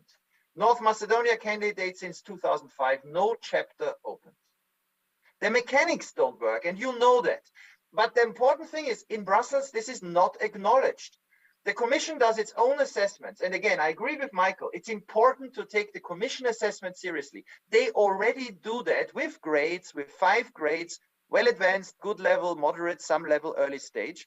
But if you look at that, Montenegro, and this is the last 5 years, we made this table, but it's the Commission assessment. You see that nothing is moving. There is no incentive for reform. Serbia, nothing is moving. The green is good. Well, there's not much green here, not much preparation for accession. On rule of law fundamentals, which the EU has kept saying is key for progress, Serbia is behind North Macedonia and Albania, which never opened a chapter. If the EU tells you that it has a methodology of putting the rule of law first, it's not true. This methodology is not working. If you don't negotiate, you make as much progress on the rule of law as if you do negotiate. The worst, of course, is Turkey, which negotiated the longest. So, opening chapters, completely pointless, creates no incentive. Just look at Serbia or Turkey or Montenegro. The trouble is, this is not acknowledged. When Ursula von der Leyen visited Serbia recently, she said, Serbia is well advanced. Progress must continue. Everything we've just seen that comes from our own commission is ignored. The commission says we have a process, it's working. It isn't. It isn't because there is no final goal linked to merit. Countries are like a hamster in a wheel. However fast you run, you won't get anywhere because some countries tell us openly, including the French, but not only the French, we don't want more members soon. So how can this be turned around? That's the question for us at this historic moment. Let's go to the wisdom of the founders. Jean Monnet, what was the wisdom of EU integration? It was to focus on key breakthroughs, yes, but link it to interests, link it to economics. The reason the EU process of integration became irreversible was because it started with the single market. It started coal and steel and then the European Economic Community to create interests that then propel further integration. The more investors you have in Ukraine, from France, from Germany, from Austria, from Poland, the more they will want Ukraine to move closer. That was the wisdom that drove EU integration. Now imagine this as a scenario, that in the Commission report, in 4 years' time, Ukraine has a good level of preparation in every chapter. What will happen? At the moment, very little. Michael would propose that at that stage, Ukraine, I think it would be in the second or third stage. It wouldn't yet be a full member because it needs to have a 1, I think, in your scheme. But I mean, we can discuss that. The basic point is, I agree with Michael, something needs to happen at that stage. Now, what we propose, like Michael, is to make the Commission assessments to key to reach a meaningful goal. And so here we are in complete agreement. The Commission assesses. It's tough in its assessments. It doesn't give away good grades. Let's make this the central element in motivating reformers because this depends on them. But what should the goal be? If Ukraine has a good level of preparation, which in the past was enough to close a chapter, that's where I would disagree with the proposal slightly from Michael. I don't think you need to have a 1 in everything, but closing chapters happened with good preparation. What should happen? Our proposal is to then say to Ukrainians now and fix that next year in a council conclusion, it should get the 4 freedoms, including the freedom for people, which means you never take away the right of Ukrainians to travel and work across the EU. That should be negotiated now. The 4 freedoms, and this is the key advantage of our proposal, this was done before. This is what was offered to Austria, Finland, and Sweden by a French Commission President Jacques Delors in 1990. The Commission wasn't ready, the Union wasn't ready, or the European Economic Community at that time for enlargement, so it offered this. Join the 4 freedoms, you're fully integrated, it's an advantage for you, and then, of course, within 1 year, they were ready to become full members. It's the Finnish road to accession. It's been done before, it's been invented by the French, it's something we can easily explain. The Treaty of Rome is based on this idea. Eliminate barriers that divide Europe. Now, if Ukraine does it, I'm convinced if President Zelensky asked for this, it is possible. Here is why. In her Commission speech, Ursula von der Leyen already said to ensure seamless integration. Well, let's quibble with the words. Is seamless integration the same as being in the single market? But it's certainly very close. Our single market is the EU's greatest success. It's time to make it a success for Ukrainians. This is the Commission President. The Commission is in the lead here with its proposal, so this is encouraging. But even more encouraging is the tweet by President Zelensky. We discussed some of our priority issues on 15th of September. We are interested in joining the EU single market. We deserve this. And while we are on the path towards full EU membership, we would like to join the single market. That is our proposal. So you guarantee, of course, the goal is full accession, but you guarantee if Ukraine meets the conditions and the EU is not ready, it has the 4 freedoms. Here are the draft council conclusions that somebody leaked to me for the council in December. The council invites the commission to prepare and outline the next steps to deepen sectoral integration, including integration into the internal market. Now here, let's be careful. That's not good enough, because that, as you might point out, you already have in your association agreement. But it's a small push. And I think Ukraine should mobilize its allies to say, well, wait, why don't you tell us that if we meet the criteria, we enjoy the full 4 freedoms? This would be good for everyone. For the Dutch, because it's tough. For the French, because it doesn't overburden EU institutions. For Moldova and Ukraine, because it offers a credible incentive the Balkans have lacked. It is what reformers need. So the realistic goals, opening talks, of course, under the Swedish presidency, and you will discuss how to best achieve this, but lock in the commitment of a merit-based full access to the 4 freedom, the single market, and the rule of law. Now, of course, the rule of law is as crucial as the chapters. And you simply say that if you meet all the criteria for the chapters, good preparation, and all the criteria for the rule of law fundamental chapters, also good preparation, you're ready to join. Then the winter will be followed by spring. And President Zelensky's commitment could be met. I thank you a lot for your attention. I send you the presentation to the organizers, and I very much look forward to hear from you about the rest of the debate. Thanks a lot. Take care. Thank you, Gerald. As I understand, Gerald already left, right? So kind of we don't have opportunity to ask a question. Okay, yeah, that was really interesting, I think, and provoking presentation for and very good start of our discussion here. I pass the floor to Emmanuel, actually, who is representing here France, and actually maybe you would be able to react a little bit to what we heard about French position now. Kind of, is it really? I mean, my reaction, a kind of question from what Gerald just presented, is actually all this atmosphere and attitude and position towards enlargement process from countries like France. Is it kind of what was presented? Is it the state of play as of beginning of this year, or maybe June this year, or it continues to be the same point now, or it is actually developing and changing, and actually there's maybe some shift in the perceptions from France as well? What's your opinion? Well, I'm not representing France, first of all. I don't know if I'm going to put my presentation in the footstep of Emmanuel Macron or Jacques Delors. I would prefer to put it in Jacques Delors, because I do feel that Ukraine fully deserves to be in the single market and the 4 freedom. I should add the 5th freedom, digital, because it has been added by the Commission, is something that I think Ukraine has been assuming, assessing, and dealing very well. Now, the mindset concerning the accession of Ukraine is very clear. We are helping, we are pushing, and we are waiting for that momentum. And I think if we are here on my own capacity, and I thank Leo, I thank Alina, and I thank Aliona, and I thank the organizer, because this is one of the steps to rethink together, to rethink tank together. I think it's important to bring in what we feel is the momentum and how you perceive what our role is. I think it's this bilateral path that I want to put my presentation in perspective.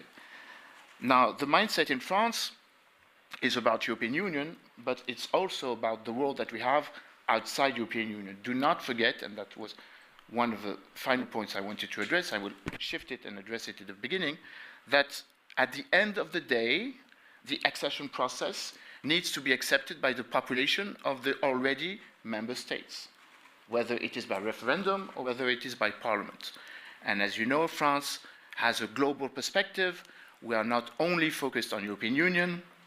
As you very well know, our population is mixed, and it's a very important narrative to be taken in consideration, because some of our population are very eager to believe that there are double standards when it comes to dealing with Ukraine.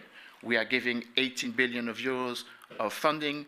We are giving 17 billion of euros for the refugee status. But on the other hand, some of our population are asking us, why did not do this in Kosovo in 1999? Why we're not doing this for the Sahel region, which is, of course, a milestone of our French policy. So the important issue is to bring in the legitimacy of making understand, winning the hearts and the minds of the French people, that it is important that Ukraine becomes sooner, better than later, a member of the European Union. I think that is maybe one of the key positions that the French political bipartisan position needs to be focused on. And to respond to your question, I had therefore five.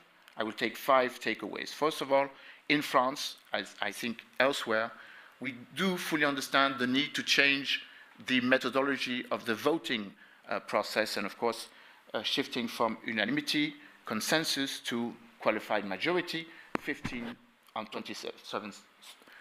amongst the 27 states, I think is important, as already 80% of the legislative acts of the European Union are based on qualified majority votes. We need to bring that as well for CSDP because it is the same necessity to act fast and more rapidly in order to bypass bilateral opposition. We have seen this with Bulgaria concerning North Macedonia. Maybe we will see this with Hungary concerning Ukraine. That is, again, a perception that I have. The second part is, of course, taking in consideration that whether or not the criteria and the norms which the European Union are basing this new methodology for enlargement is relevant or not, they exist. So we have to take that, then in consideration, again, the 4 liberties concerning goods, people, capital, and I add services. It's about delivering, of course, about credibility. It's about more dynamic, bringing in a more dynamic process, strengthening the political steer and the political leadership. This is why it's so important to have strong political leadership and strong political commitment based on that position. And of course, bringing in predictability, that is to assess the fact that we need to draw in priorities and to bring in a more dynamic perception in the integration process. My third and fourth position, I think, is more prospective, as I am a geopolitical analyst, saying that we have to take in consideration the momentum in which we are. Besides the new methodology raised by the European Union, there are a certain number of new formats that can be useful and can accelerate the need and the legitimacy of having an acceleration of the accession process for Ukraine, both for Ukraine, Georgia, and Moldova. Even less, there are 7, 9, and 12 priorities, which, of course, must be brought to the same type of priorities, and not having a 2-track system with Western Balkans, as the new methodology now brings in the integration of Montenegro and Serbia, the integration of North Macedonia and Albania, and of course the integration of Moldova and Ukraine, and again asking and praising for Georgia to be in. So how do we take in consideration, and we work on the new formats that can be very useful, trans-regional, European trans-regional formats, which can be very useful for this momentum. I will take 4 examples. The Black Adriatic Black Sea Initiative, the 3 Seas Initiative, must integrate Ukraine, and I think, and I hope, the Swedish presidency will focus and accelerate that. Of course, this is why it was so important that the 7 Baltic and Nordic Ministers of Foreign Affairs who were here yesterday, I think, addressed that question to President Zelensky. More heavenly weaponry without any political caveats, and of course, bringing in this regional north to south, eastern pillar of European Union. I could add the Bucharest B9 format, which can be an accelerator for that, but of course taking in consideration that it is how we're going to strengthen and we're going to build more robust political, geopolitical sustainability and cooperation, coordination in the Eastern Pillar, both of European Union and NATO. The second takeaway and the second occasion, besides the methodology of the enlargement, is the Global Gateway. The Global Gateway is a huge project. It brings in the perspective of having a vision, a common shared vision for European economical, geoeconomical, and geopolitical perspective by 2030. The 300 billion of euros are not only dedicated for half for Africa, the rest is also dedicated to sort of deter the grand strategy of China, the Belt and Road Initiative. So let's bring in partners who are not yet members of the European Union to help us, again, to deter the offensive or the, let's say, aggressive economic rhetoric that not only Russia, but maybe China has in that perspective. The third perspective is the strategic compass. It is very important because everything which is in the strategic compass, act, secure, invest, and partner, is done on the military environment here in Ukraine. And this is what I addressed in the previous panel. We are sharing the same assessment for a global strategic EU, NATO, European environment, military environment. This is why we should not only focus on the need to build peace, but to need to build a new peace, security, confidence architecture. If OSCE is not relevant for that, then maybe other organizations, I will come to that in my final point, can be addressed. And of course, when we're speaking about strategic compass, it's correlated with the new NATO 2000 strategic concept, which was drawn under the Spanish presidency of NATO. Let's hope that the Spanish presidency of the European Union will address the neighboring policy, not only for South, but for Eastern Pillar as well.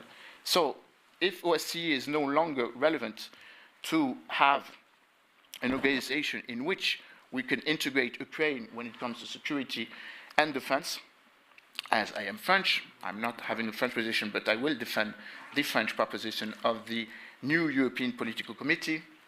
What can be done at 27, at 30 for NATO standards can be brought in at 44 when it comes to taking into consideration that the defense of Europe is not only about collective security, it's also about deterrence, it's also about crisis management, and it's also about preventing the next conflict to come. And I think this is very important to liaise Article 5 of NATO as well as Article 42.7 of the Lisbon Treaty. My final point is saying that we have to take in consideration the external geopolitical dynamics which are at play.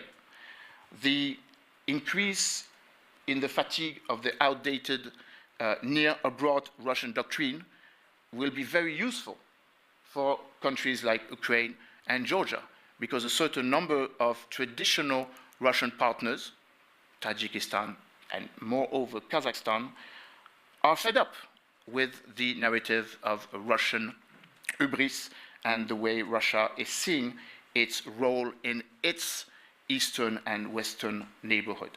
Just take the example of what happened in Yerevan with the CSTO meeting, where Russian president was a bit put aside, at least by Prime Minister Nikol Pashinyan of Armenia. You can take the CIS summit in Astana a few weeks ago, mid-October, the same thing, with Kassim-Jomart Tokayev, which is visiting France, by the way, today, put in the necessity to put an end to this conflict, but not on the basis that Russia wants, with the taking an example, the aggression. So my really summary of this is taking in consideration that there is fatigue inside the near neighborhood of Russia, and that is something we should work on. And my final point, again, is saying that when you have to take in consideration the accession process, civil society, public opinion matters a lot, and you have to take in consideration the way we see this question for justifying the vote, positive vote for Ukraine accession, one rapid perception. I think President Zelensky has understood this when he proposed the Grains for Ukraine program, justifying the fact that you need also to have a say and a vision of the impact of the war on other areas of the planet, Africa and Asia, moreover. Okay, thank you. Thank you very much. Well, fatigue of Russia is, of course, here, very much widespread around Russia, is for sure, and I think also in Europe as a whole. Michael, floor is yours.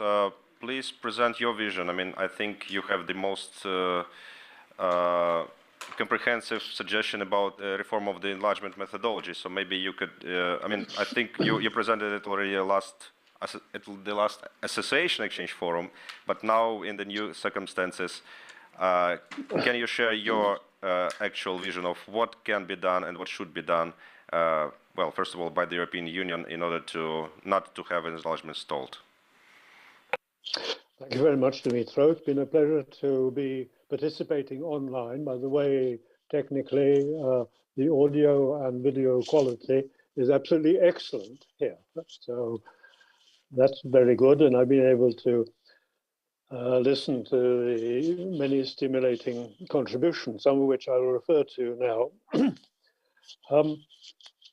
So, staged accession. First, three simple points.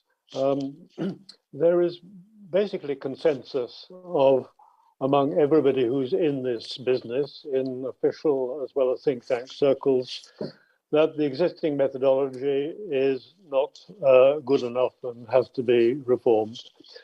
Secondly, there is now a proliferation of ideas being tabled, written up, so serious ideas. I've counted 8 of them, which are all in the paper that I've made available called Next Steps for EU Accession Forwards or Backwards. It's available online. This includes Gerald Knaus's contribution, which I come to again later. The third point, though, is the Commission has made no proposals to reform the process as of now.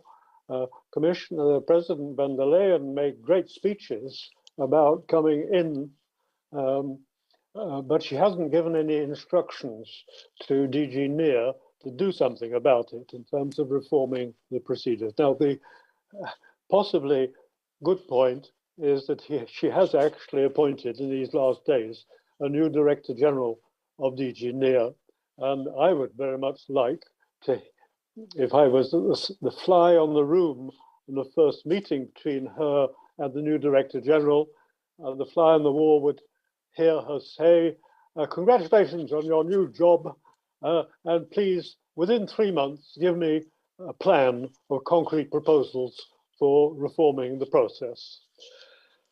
Right, well, we would try to help him. We are trying to help him already.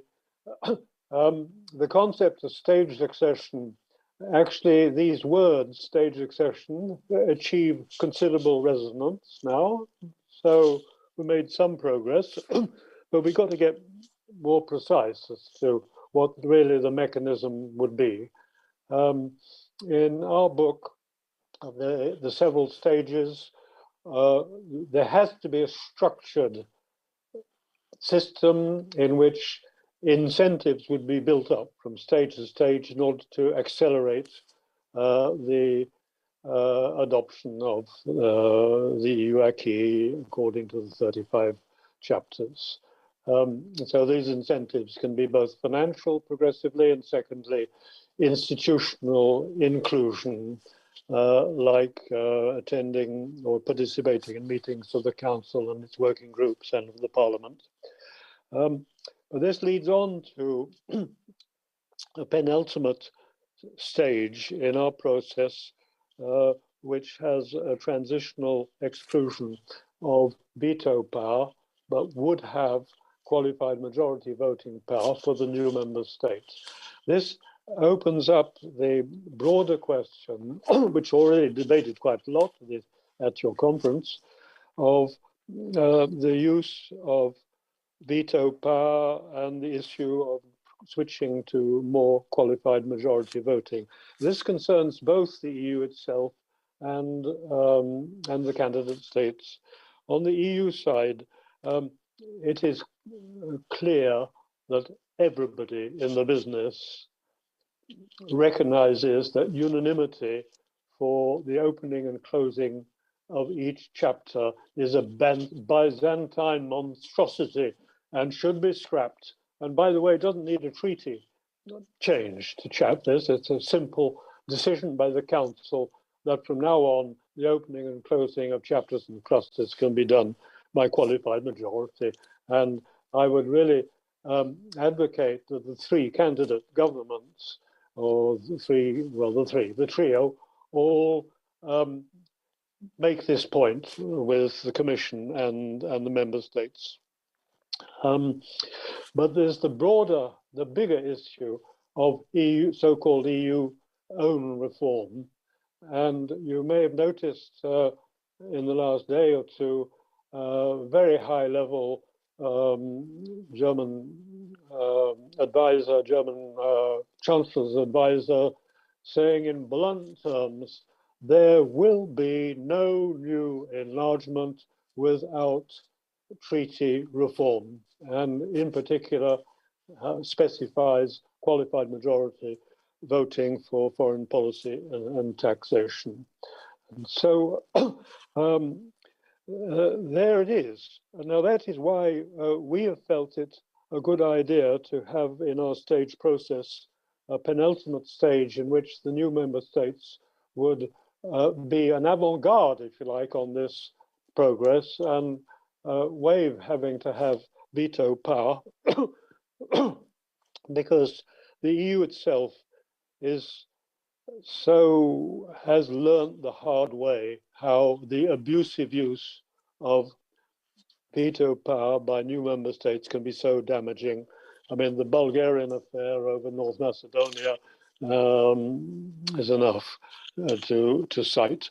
Now, I now move on to this internal market question, which Daryl Knaus and others, Irina Solonenko, have stressed. I would say, yes, the internal market inclusion is actually a huge part of the process, vitally important. But I offer two serious qualifications to the way it is being formulated, for example, in the draft conclusions of the European Council, which Gerald Knaus referred to. First qualification concerns free movement of labor. Don't do that too fast. You don't want to depopulate Ukraine. There's the standard argument, economic argument, about not depriving a country of its vital human capital by facilitating excessive emigration. But in this new Ukrainian situation, in which millions of mothers and their children are now residing in the European Union, just imagine that the Ukrainian government lifts its state of emergency restriction on the movement out of men of prime age men. Well, they would love to have family reunification. They would all move to live in the European Union with their families. Obviously, the societal priority for Ukraine has to be to get the mothers and the children reunifying with their families back home in Ukraine rather than the other way around. So be careful on free movement of labor. Now, on goods and services, also there's a serious qualification. Now, Dimitro, you and others who've been in this DCFTA business for years know that Ukraine and Georgia and Moldova have been in the internal market business now for about 7 years, and now, as you have said, are ahead of the game compared to the Western Balkans. But let us be a little bit more precise to make the point clearly. Movement of goods. Okay, tariffs on industrial goods already scrapped. For Ukraine to have seamless access to the single market for goods, as Ursula von der Leyen says, only 3 things more needed. 1, complete adoption of product standards. Secondly, reform the customs services. Third, achieve conformity assessment standards. Now, these are already prime elements on the agenda, and you, Ukraine, are working on this. So you have it all in your hands. This is not a new offer being proposed by the European Union to join the single market. It's already there. And similarly for services, to take the 2 most important ones, financial services and telecoms digital, already the DCFTA has explicit provision for granting to Ukraine full internal market treatment as long as a list of EU directives and regulations are adopted. So it's already there. So my reply to, or my comment to Joel, and I read he's had to go to another appointment, but it's not terribly interesting to advocate accession to the internal market because it's already there in the process and you're already working on it.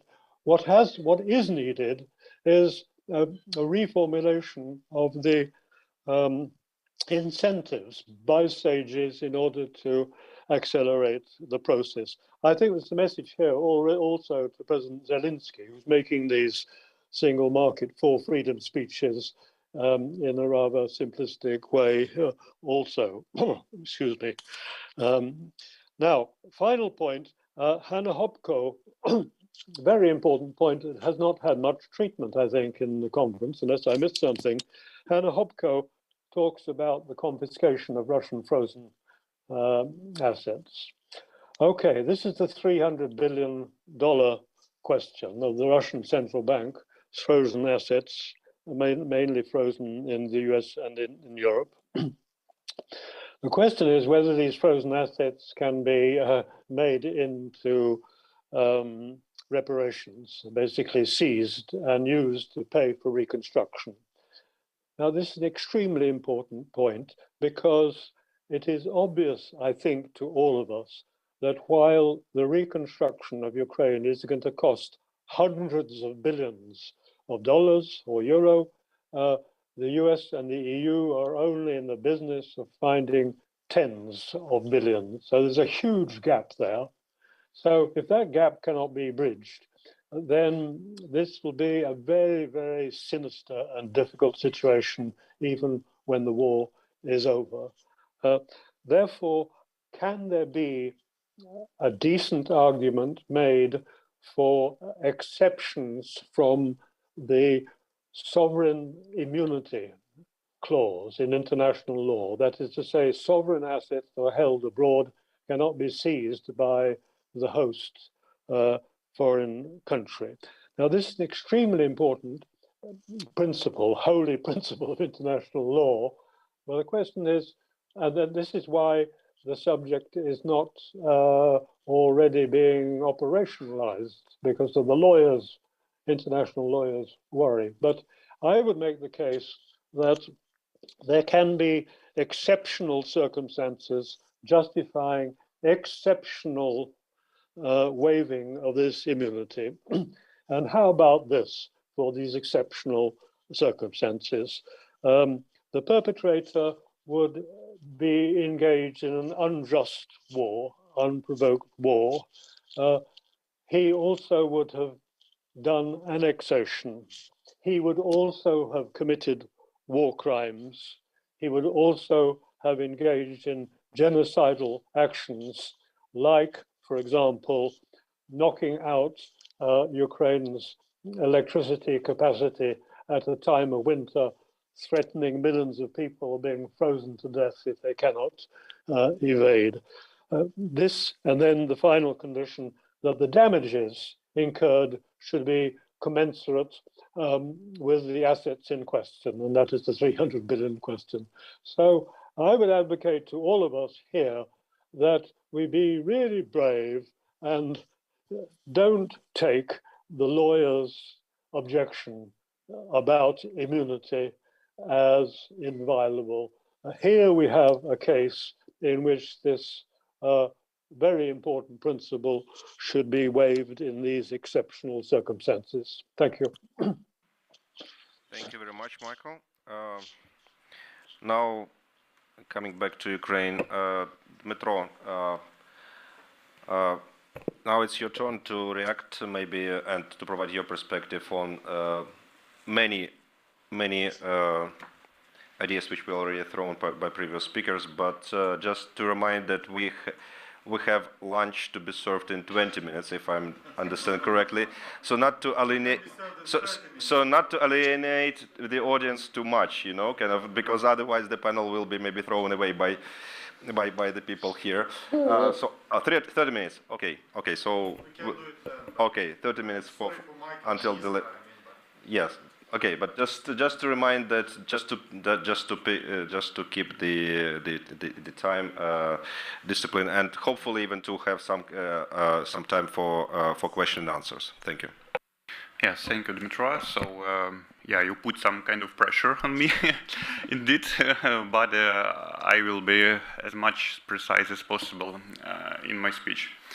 So first of all, of course, I'm not in a position, to discuss deeply the amendments to enlargement methodology, yes, and the European Union mood regarding enlargement has been brilliantly depicted by Gerald Knaus, yes, so the main message is that the Union now preparing itself, to a kind of postponed or prolonged process of enlargement involving the very deep internal EU reform, and we all understand that it will take enormous time and efforts from key member states, etc., etc. But how our current accession perspectives is seen now from Ukraine, and in particular from our association agreement watchdog think tank, I have to say that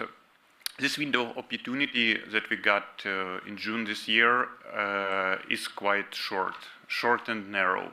So we understand that the candidacy status has been granted to us due to geopolitical considerations and impressive public pressure in major EU countries. And so in this regard, many thanks for ordinary people that, pushed their government for this just a political step towards our candidacy, because prior to war it was completely impossible, let's say, to receive it at such short notice.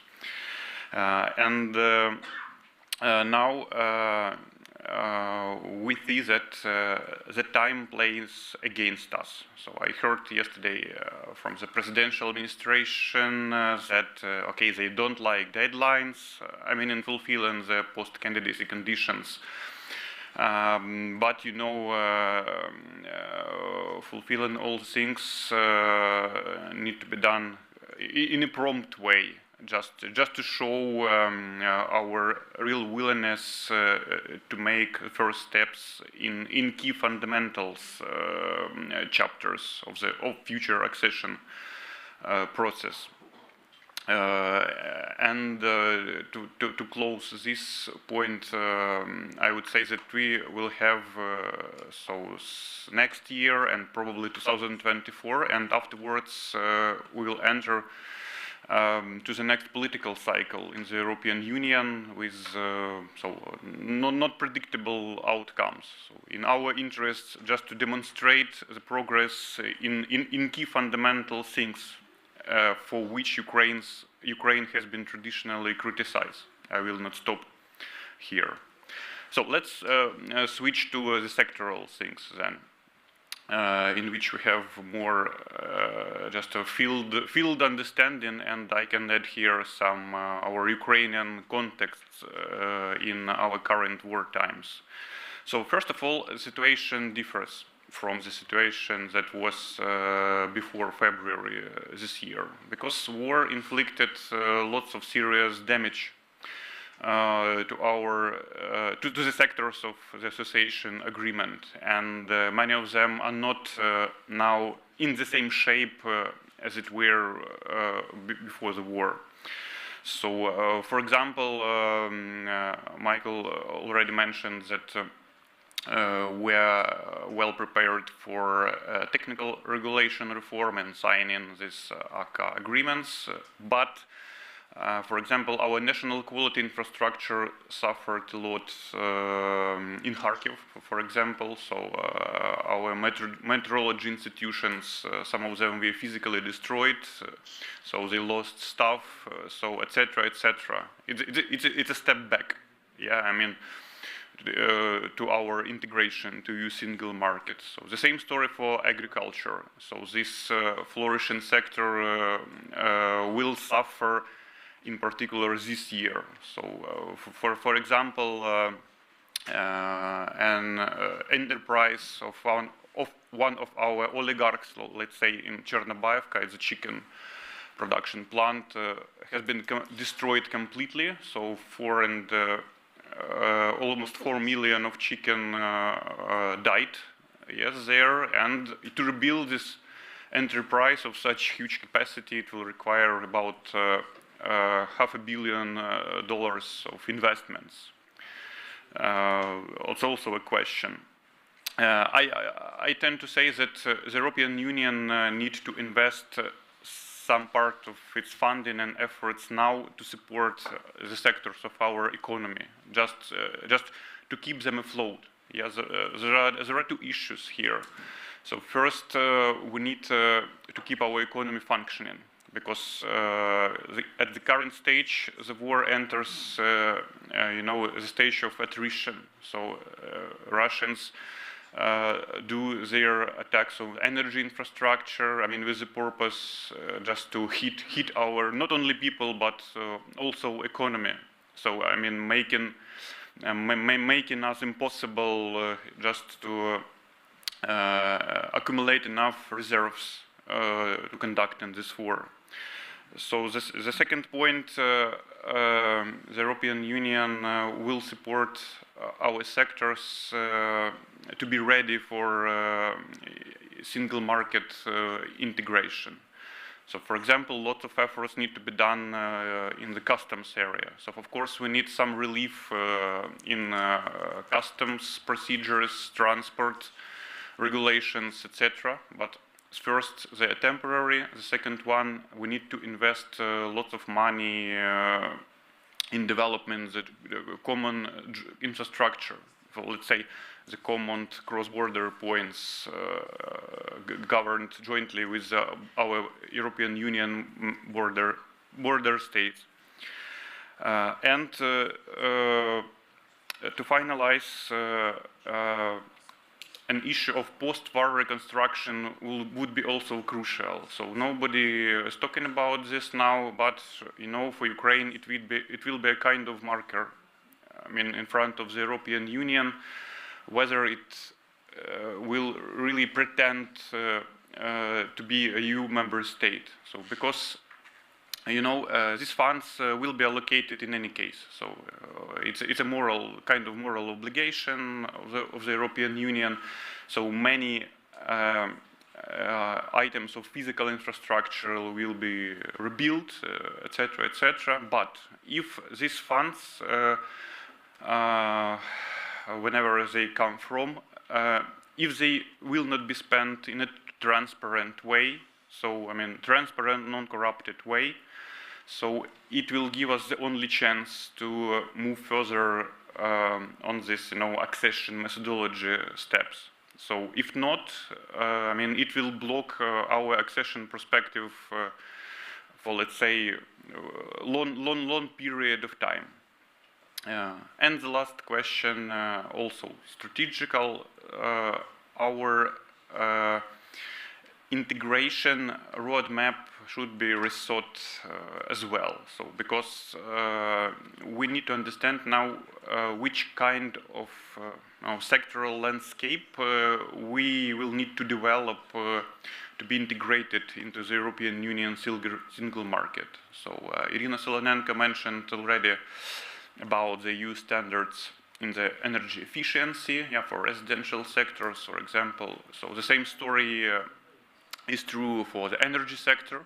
So I already can project that our old generation capacities will be destroyed to a large extent, and an issue now, what kind of energy system we will need to rebuild. So of course it will not be this monstrous, Soviet type generation, coal-fired power plants, which were built for completely other purposes. So it will be a modern, decentralized decisions.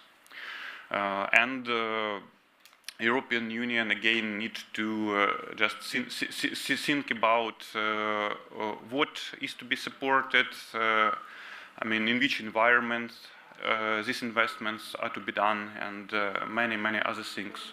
So to finally close my speech, so I opt for development a kind of comprehensive accession plan for Ukraine, just in details discussing all these, sectoral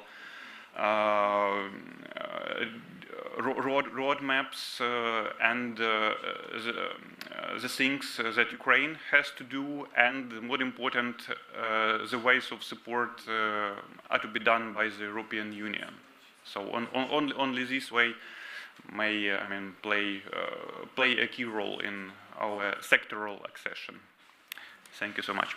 Okay, thank you. Yeah, indeed, it's what we are discussing is integrating into the single market and eventually to the European Union of an economy which is going through the war of attrition, and it's really kind of difficult to predict what kind of economy structure we will have, let's say in a month, not even in 1 year. So, yeah, really, it's a kind of unprecedented challenge. We have been already spoken about it. Iskra, floor is yours. What's your take on the enlargement methodology and staged integration, and how to accelerate our membership? Thanks a lot, Dimitrov. Hello, everybody, and thank you very much for this invitation. I'm really saddened, actually, that I couldn't be there in person, but I followed much of the discussion online. So a lot has already been said, and actually many of the points I was planning to make myself. So and I think I'm the last one standing between you and lunch. So I'll just try to maybe add to what was already put on the table. But so first, I would like to start with kind of a general point on this issue of process and political will, because indeed, I think we really have to be very clear to say that the problem with accession, as well as with the effective implementation of the association agreements and DCFTAs until now, hasn't necessarily been the lack of options or the lack of creativity as to how to gradually integrate these countries. I mean, it's been much rather the lack of political will to do so. And I fully agree with the points that were made that the mechanics don't work. That is true. But the reason is the lack of political will. And so I think one of the big questions we have to talk about is how to generate this political will. And so Gerald made some of the economic arguments, but of course there is the big political argument too. And I think one of the big accelerators that we've now had, unfortunately, is Russia's war against Ukraine. And it was this new geopolitical context that revitalized enlargement again. And the EU used it as a political tool, once again, to affirm the country's civilizational choice and to affirm its commitment to it. And so it did give meaning to a number of principles of self-determination, of the country's rights to choose their alliances, sovereignty of states. And the point was really to send a message to Vladimir Putin that his plans to reclaim Ukraine by force into a sphere of influence will fail, right? So this was what was behind it, and it was a way also for the EU to lend support for Ukraine, for winning the war. So having become this kind of geopolitical instrument and arguably a building block of Europe's new security architecture, EU enlargement can now not be left to go back to the sluggish ways of the past. And so the promise to Ukraine and to the countries, to Moldova and to an extent to Georgia, should be credible. So really, contrary to what Macron says, the prospect of accession is not enough. You need to make it real. And I think it is for us to also bring that arguments for why you actually need to make it real. And we need to bring also examples of the costs of a bogged down process. So we see the political realignment taking place in Serbia and the backsliding, and countries in the trio are equally vulnerable to that. Georgia and Moldova here, both to backsliding and to Russian influence. So I think we have to start from there, and then I really the proposal that Michael and his colleagues have put forward is very elegant, and I think it's really something that we have to think of, and that would be very helpful. I think for the new director of DG NEAR as well.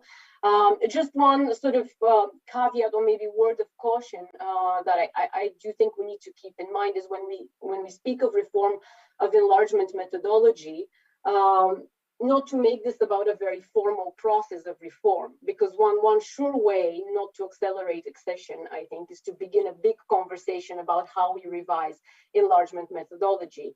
And I think it was mentioned yesterday, and colleagues from the Western Balkans will attest that the last reform of the enlargement methodology was aimed precisely at the opposite, to acceleration. And so an even more drastic way to slow down or even freeze the process would be also to link it, of course, to reform of the EU as such. And I also took note of this comment by a top Chancellor Scholz advisor at an event in Brussels yesterday, that no EU reform, no EU enlargement as a position of the German government. So of course this is very worrying. We have to see clarity on this position, and these have to be shaped as parallel processes and not consecutive ones. So really making the case here that it is possible for the EU to walk and chew gum, I think, as some have said. And so actually, at a recent event, one EU insider observed that enlargement has always been a dynamic process. I mean, it's evolved over the years. There weren't chapters 23 and 24 or talk about public administration back in the day. So this has evolved as it went, and I think it is very important to see that kind of continued dynamic evolution of the process, because a formal enlargement reform process would suck much of the energy out of enlargement itself. And so, a lot was already mentioned that could be done under existing treaties. I mean, the Commission already in 2018 made the proposal to introduce the use of qualified majority voting in several areas of EU foreign policy. And there is the very, very important and valid proposal to also include in that the approval of intermediary stages in accession negotiations. I think I won't elaborate further on that because it was already covered. Something that maybe wasn't mentioned that I wanted to note is the issue of capacity. Actually, when the current commission was being appointed in 2019, myself and colleagues from the Western Balkans wrote a paper calling for the creation of a DG Europe for enlargement and association countries. And back then it was received with a lot of skepticism. And of course, DG NEAR was maintained. But just imagine how much better the EU would be positioned today if it had actually created such DG Europe to deal with the trio and with the Western Balkans. Because capacity is a big accelerator. And we pointed out in that paper to what extent the lack of significant administrative and other resources have impacted accession negotiations with the Western Balkans, but also the implementation of the association agreements in DCFTA. So, I mean, much of the Commission is not actually positioned to engage effectively on the complex institutional and administrative reforms and the large legislative agenda in these countries. And it is, it's often one person in a line DG dealing with, any number of sectors, who is relatively entry level and engages with senior civil servants from the side of the governments in accession countries. The Ukraine support group actually has been a good innovation in this sense. And there's likewise capacity lacking in the countries themselves. As was pointed out, I think, by a few Ukrainian officials yesterday. One example that we studied in the past was the setting up of the so-called reform posts funded by the EU in Ukraine's public administration. That was a good innovation which could be replicated. I think another way to step things up that probably wasn't mentioned until now is this, during this session, is Ukraine's call for some kind of interim assessment to preserve momentum and to clarify assessment criteria. So it would be very important now in the near term, next year, spring or before summer, that there is some clear indication from the Commission side as to how effectively the countries are moving forward, and also to clarify a bit the expectations for the next stages. So what follows the implementation of the 7, 9, and 12 conditions, respectively. Just very quickly on phased integration into the EU single market, so much has been said, and there is a lot there with the AA-DCFTA, but there is still a gap between that and the 4 freedoms. And there's also a question of how to actually make the AA-DCFTA integration happen.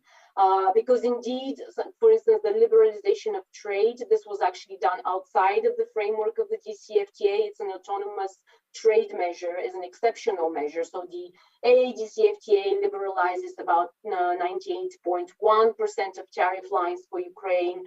Now, and it still does maintain tariffs or tariff rate quotas on agri-food items and industrial products. With the ATMs, the EU adopted this exceptional measure which liberalized trade fully. And Ukraine has now requested an extension of this, and the Commission is actually working on the new regulations to extend it until 2024. So this is happening, but again, it's a temporary exceptional measure, and that does have an impact in terms of agricultural or business strategies and reorientation in the long term. So having some permanent and clear solution to this, of course, would be much better. And likewise for Moldova, where there is a more limited liberalization just for agricultural products. Then indeed, so Ursula von der Leyen has made the promise that Ukraine should be integrated into the EU single market. But if you look at, for instance, documents from the Commission, there was a recently leaked assessment on various work streams on Ukraine by various Commission DGs. The outlook, especially in the near term, is not so positive. And actually, many of the much discussed options are still several years away. Free roaming, from the updating of the annexes to agreeing on the legislative reforms and so on, that would take 2 years, could take up to 2 years. Likewise for SIPA, the alignment to EU legislation in banking, retail payments, and anti-money laundering. This is something that was difficult for Ukraine in peacetime. It will probably be even more challenging right now. It's really not something that is sort of immediately on the horizon. On the trade in industrial goods, again, that would represent a very tangible integration into the single market. But again, the capacity of Ukraine to align to these key is not, is not very positively assessed right now, especially in wartime. And so much more support will be needed and a real engagement in this process for actually the single market integration to deliver quickly. And I will wrap up here just to say that, yes, there's a lot there in AA-DCFTA, but that's the economic track. And of course, we need to speak of a clear political track of rapprochement and the measures to socialize Ukraine, Moldova, and other candidates to EU decision-making.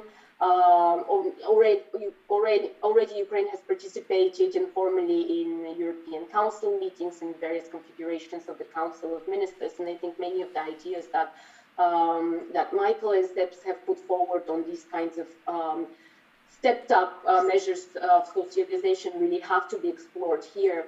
And of course, a very important track is reform, democratization and rule of law reform, which a DCFTA doesn't offer, and which is why it is so critical also to maintain a positive dynamic on enlargement and on the chapters, the fundamentals, to add this critical dimension that has been lacking for the trio countries now for quite some time.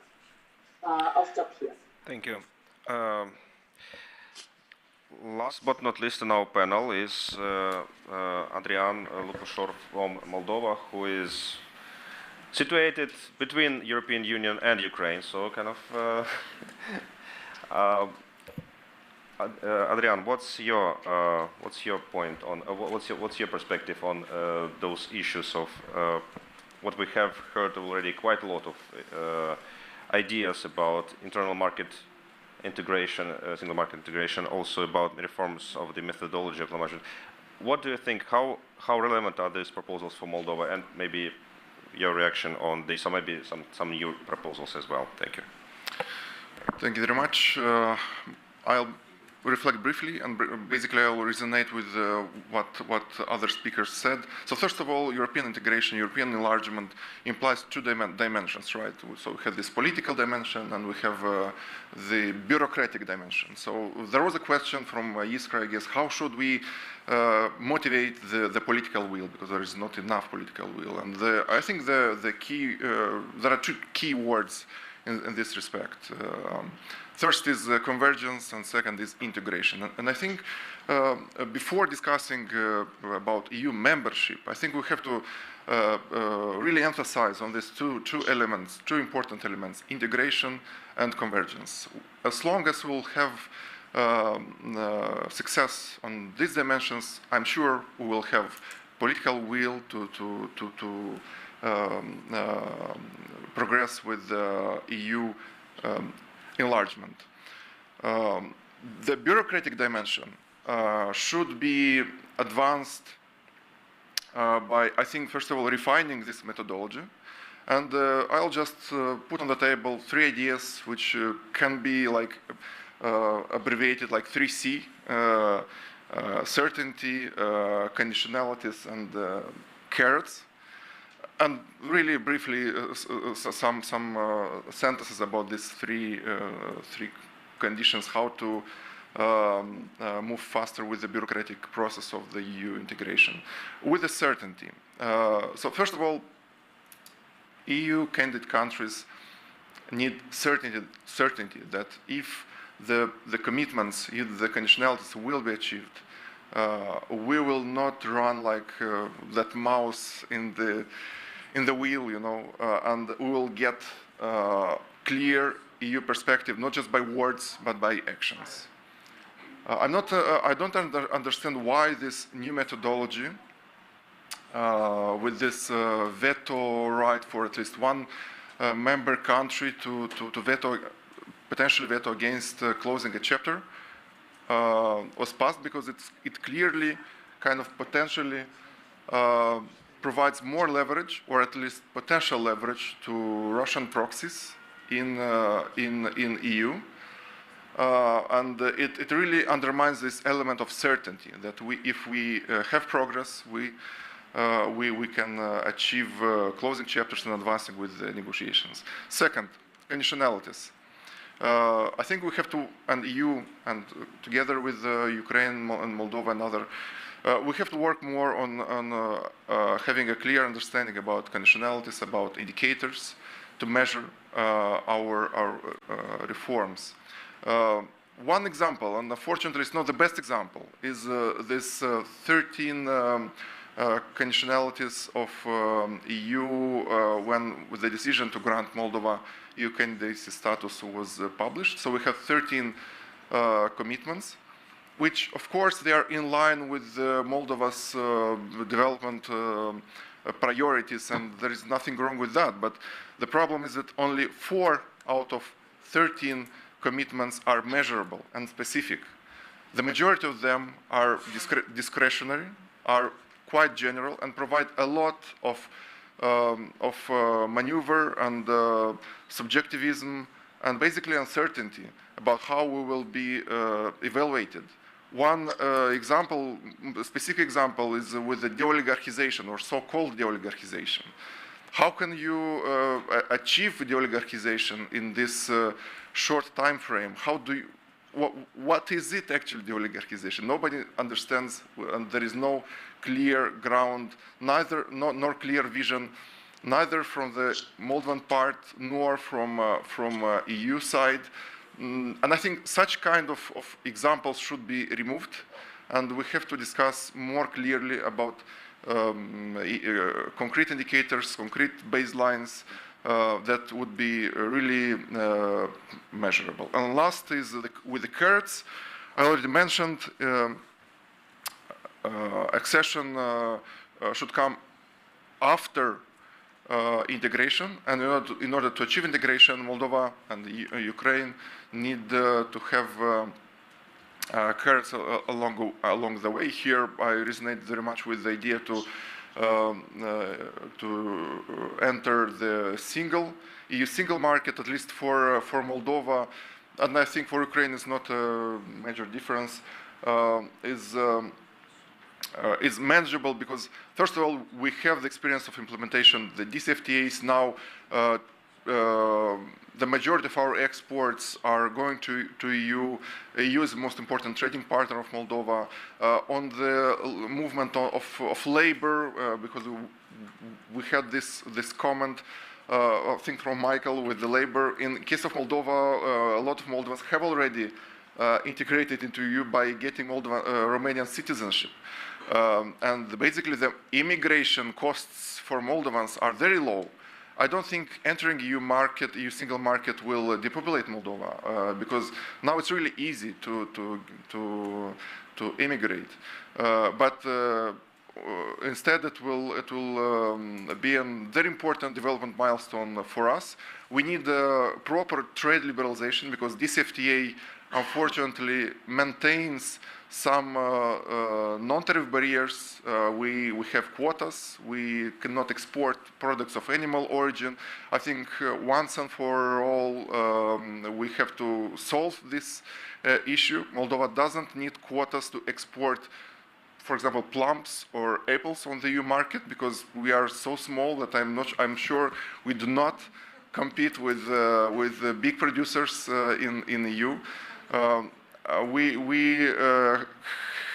think we have to have the right to export products of animal origin because we advanced in this regard. We need proper milestones in terms of integration, and that would be those carrots that will move us forward towards EU membership. Thank you very much. Thank you. My question to Leo or whoever from New Europe Center, how much time do we have still? Do we have time for questions and answers? No? Or do?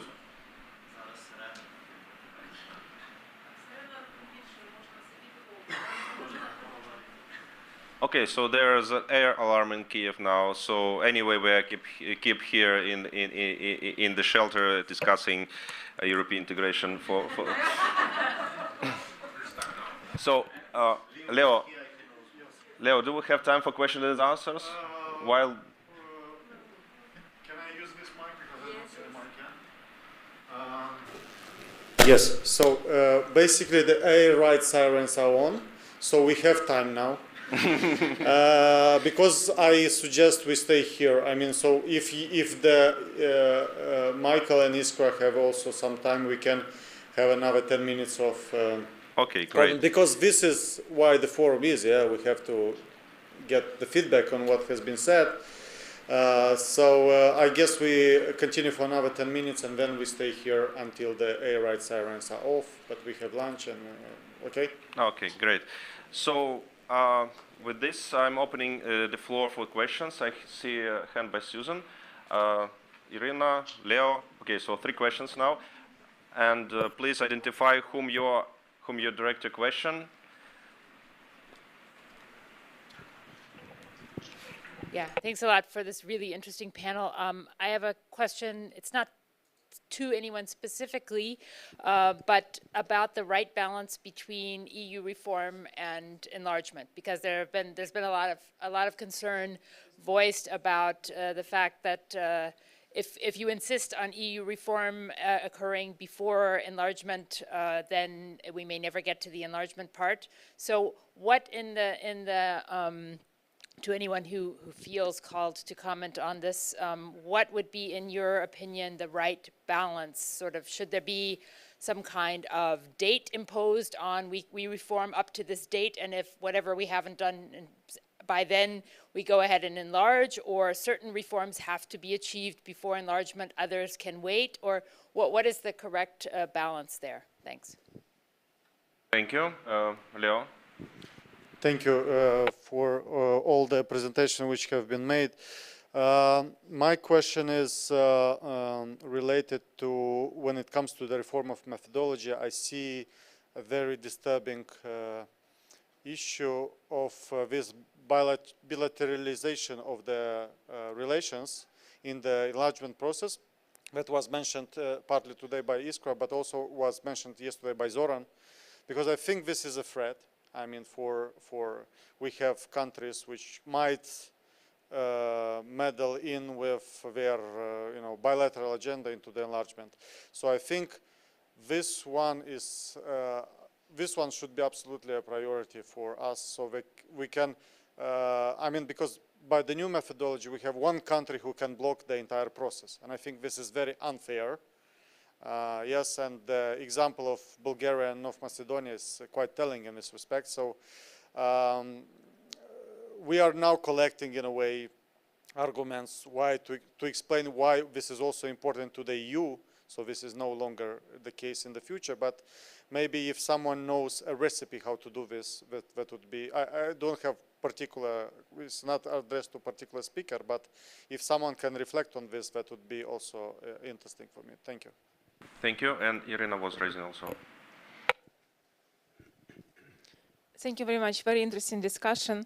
Having listened to Michael and to all the panel, it seems to me like probably we need to develop a sequencing of areas in which Ukraine, Moldova wants to integrate, so that those will be also in line with development objectives. Yeah, because as far as I remember, this was also a critique to the association agreement that Ukraine and Moldova just have to incorporate over 90% of acquis communautaire, whereas some areas are very costly but not necessarily needed for reforms, for development objectives of these countries.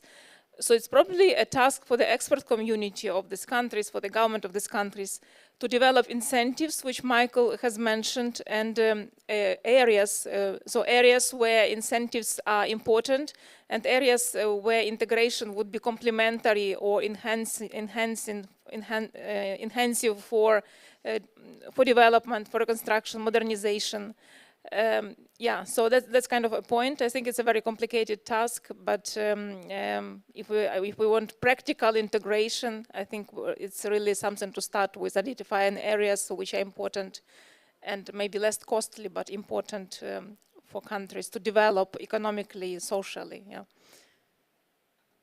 Okay, thank you. So, who would like to react? Michael and Iskra, we understand that we are keeping you busy longer than expected, so maybe if you would, just signal if you don't have any time to stay with us anymore, but if it's still possible for you to react to those questions, would be really good. And also, if speakers here in Kiev also would like to react to those 3 questions, just signal to me, okay? Michael? Yeah, please. Michael, please. Me? Yeah, okay. Yes, on these 3 questions, well, the first 2 are both revolving around the questions of internal reform in the EU. Here I'd make a comment to the contribution by David Stulik in the last session, who was emphasizing the importance of not being outvoted by the big member states. So this links to the question of qualified majority versus veto reform. To those who, I mean, what is now lined up is absolutely clear from latest statements from Berlin. What is being lined up is a confrontation between qualified majority voting has to be extended, says Germany and France and Italy, versus the alliance of, I think it's 12 or 15 smaller member states who say, no, we're not putting qualified majority voting reform on the agenda. To those, well, I'd take a position here. I think the 15 no reformers, they need to think again, because first of all, you are blocking the enlargement process, but secondly, also in the existing qualified majority voting, don't forget you have a double majority required, and one is by number of member states. So it's not that difficult. If there's a real issue that is of common concern to these 15 countries, you can organize your own blocking majority according to the qualified majority rules. So the second remark was this business of one country blocking the details, the Bulgarian, North Macedonian affair. Yes, absolutely. But here I think the message is for your leaders in the three and the two candidates plus Georgia. You have your opportunities to make your points heard with the EU's leadership and the leading member states, saying this provision is no good. It should go. I mean, it's a very simple argument to put and a very powerful one. So you should come in on this argument. For Irina, on targeted sectors, yes, I think the prime target, which would be good for extra funding, is the energy/climate sector. So, I mean, that's a good one. But the question for Ukraine, of course, which is has been a big polluter, the question of joining the Green Deal is of exceptional importance. I think Irina, coming from a green-tinted think tank, will agree with this. So, how can Ukraine be got seriously into climate policy as well as energy independence? That's a very complex question technically, and it's a very expensive one, but that would be worthwhile targeting. Thank you. Anyone else wanted to reflect on one of the questions? Yeah? Dmitro, please. Maybe just and a quick addition. Okay. First Iskra, then Dmitro. Yeah. Okay. Sorry. Yes. Thank you just suggestion of request from the organizers to, as I understand, to wrap up our panel. So just to keep short your answers. Thank you. Very short from my side. I mean, I think Michael has already covered everything. So I think when we speak of the balance between EU reform and enlargement, I think it's very important also to define actually what we mean by EU reform, because there could be many areas that we are looking at here. And I'm talking here about a constitutional convention leading to treaty reform. This would be a very substantial process. So I think these are really two separate tracks that should go in parallel. and only what is really necessary for enlargement to proceed should be connected between the two processes. And in fact, on that, I mean, as has been said, a lot can be done already within the existing treaties in terms of the one country blocking the enlargement process. I mean, QNB is the obvious answer here, if it can be achieved for all interim stages of enlargement. It also should be noted that it is both a positive tool, but it's a two-way street. If it adopted, it would also place the Council in a better position to reward, but also to sanction. And so this should also be taken into account. And I think these discussions now in terms of those member states that support QNB and those that are more reluctant would be really important to follow. Also in terms of any ways in which QNB could be reconsidered, as how it is organized in terms of number of votes and countries that will need to build it up or to constitute a blocking majority. Thank you. Dmitro, Emmanuel, and then Adrian. Yeah, let me just reflect to Irina's question regarding this segmentation of areas of integration. Yes, that's currently the task we're going to perform, just to provide an evaluation of the actual readiness of our sectors in the framework of association agreement for further integration, let's say, taking into account our current situation.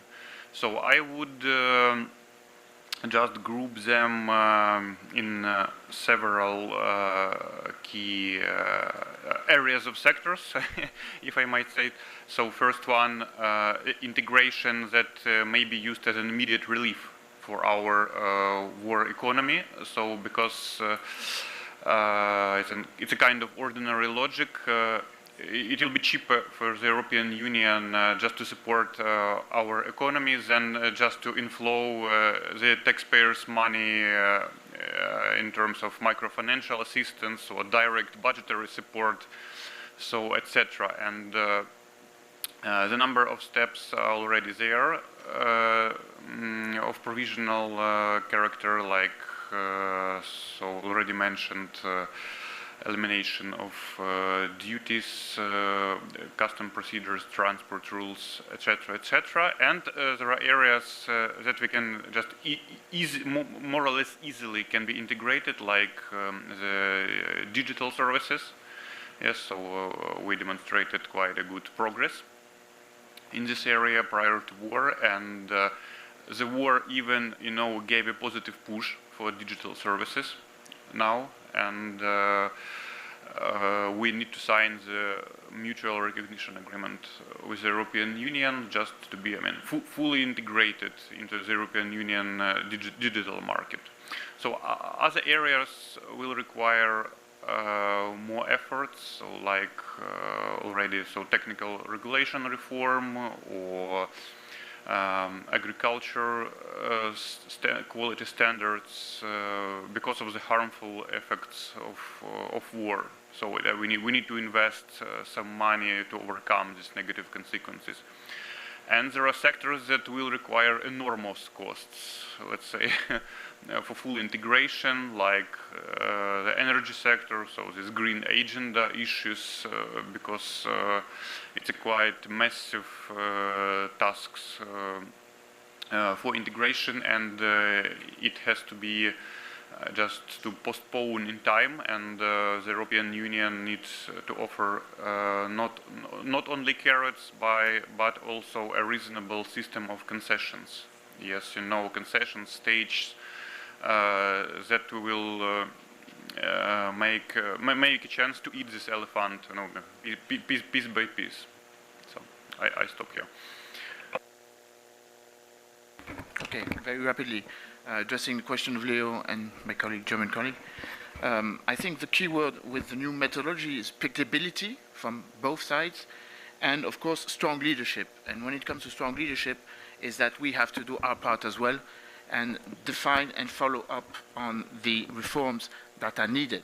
that is to say, and that is to bring in a new dynamic or a new perspective, is based on the fact that what is true today can be different tomorrow, as the European Union is made of states. And these states are made of public opinion, and public opinion drives the leadership from having a more pro or maybe a less pro European stance. So we have to take in consideration that we have to draw a line, to draw an horizon, that is the predictability from both sides, but also to take in consideration that the priorities may change. The priority of today may not be the priority of tomorrow or in 10 years, and that is why European Union is an ad hoc construction, and that is why it is so unique and has to be strongly defended.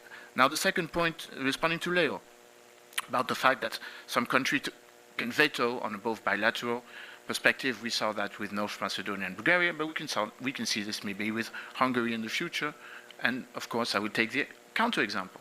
There are examples where countries outside the European Union and countries inside the European Union can liaise together and work for having an acceleration of the accession process. Take the example of Romania and Moldova. Romania helped Moldova to write the 3,000 pages of the questionnaire that was given to Ursula von der Leyen.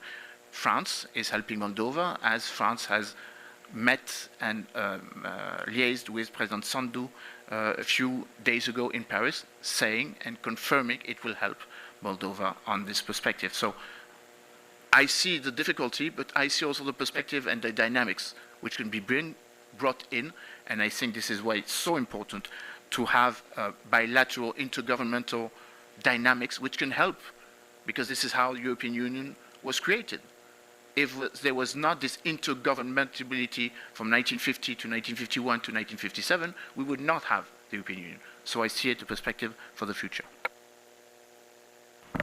Yes, in terms of support priorities, I think I'll just mention three major priorities. Of course, it's energy. Moldova is the most exposed country after Ukraine.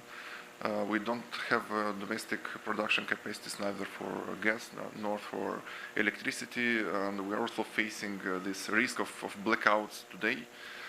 So for us, it's really key to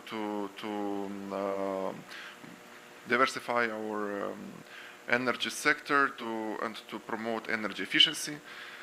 Second is public administration reform, because the implementation of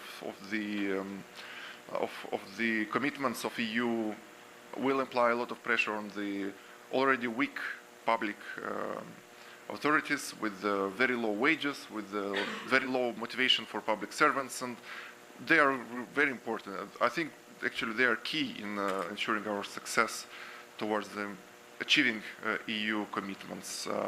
More support in this regard, I think, is needed. And third is direct budgetary support, because now, well, at least I know the situation in Moldova, we are obviously acknowledging the major support from development partners, including EU, but somehow most of the support comes in terms of credits or loans, obviously at preferential rates. But taking into account the difficult times in which we are living, I would advocate for more grants. Yes, it's grant, and we know that. But taking into account the crisis and the difficult situation in which our public finances are right now, and especially next year, which will be even tougher than this year, I think Moldova would need more financial direct support in the form of grants that would obviously go for very concrete in very concrete areas such as energy and others, because I will not mention all of them. And I will conclude just by I think it's really also important to emphasize also on the monitoring and evaluation mechanisms, which must be fine-tuned. And I'll just bring here the idea, probably for reflections after this event, maybe to think about different approach towards monitoring and evaluation of European integration process.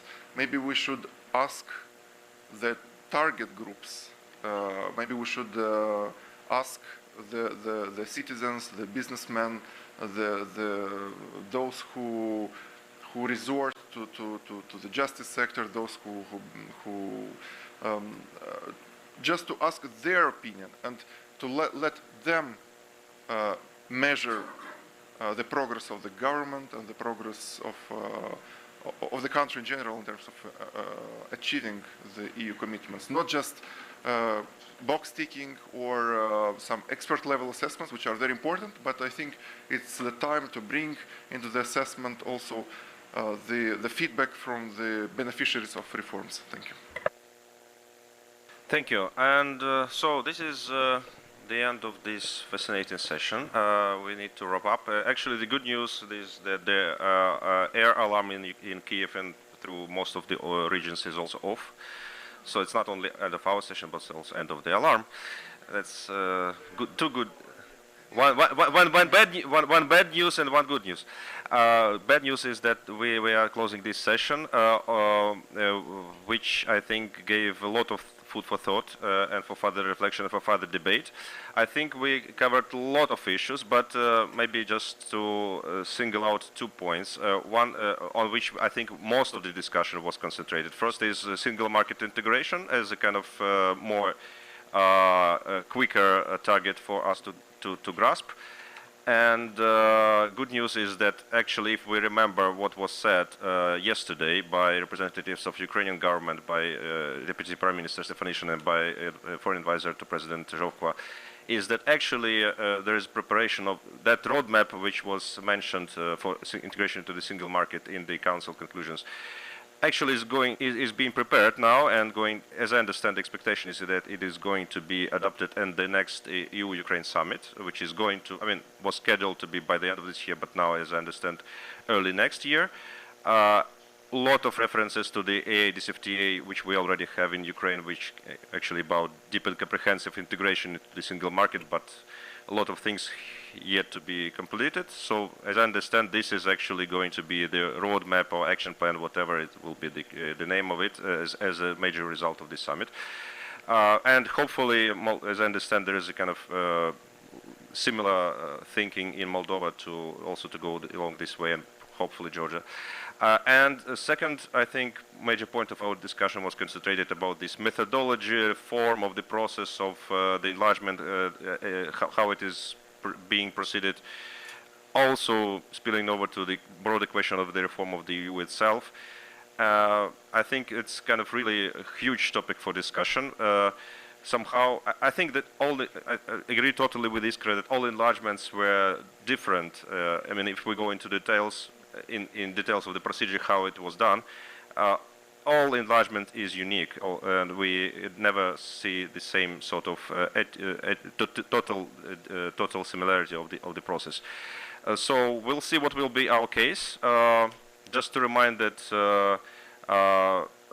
for instance, Macedonia was blocked by Bulgaria according to the new enlargement methodology, but before that, Greece was able to block for many years Macedonia without new methodology. So somehow, I think there's a lot of other things than only just procedural things on surface, but also a lot of things behind EU decision making, which we actually seen and we entered, I think, very interesting experience this year when we advocated the candidacy, and as someone said, something happened on the train, to Kiev, and kind of what was leading to that is, I think, a lot of work behind the scenes, and I think we need to learn more how to do this work behind the scenes in order to mobilize political will, which is indeed the absolute necessity for moving us further to accelerate the membership. So with this, thank you. Many thanks for the panelists, for the speakers, and for the audiences to listen to us for such a long time, and waiting for the lunch to come. And so I'm passing the floor to Leo to make some closing remarks. Thank you.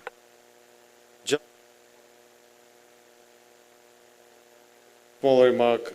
I wanted to thank you to everyone for being able to participate. I'm sorry for those who are not able to come in person. but a special thank for those people who made it to Kiev. This is very important for us, not only for this forum, but also as a sign of solidarity, as a sign of support. This is very important for us.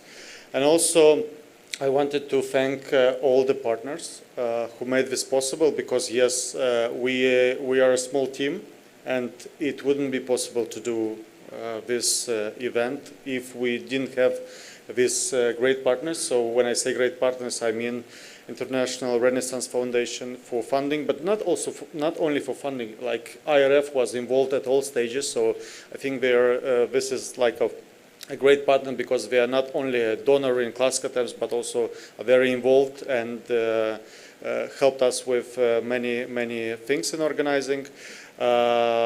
EU for funding this, of course, Office of Deputy Prime Minister for European and Euro-Atlantic Integration, Olga's team, and Julian's team, Institute for European Policies and Reforms, Vanu's team in Georgia, I don't see one, is there, Irina Solonenko's LibMod who jumped in, and thank you, Irina, actually, for everything you did.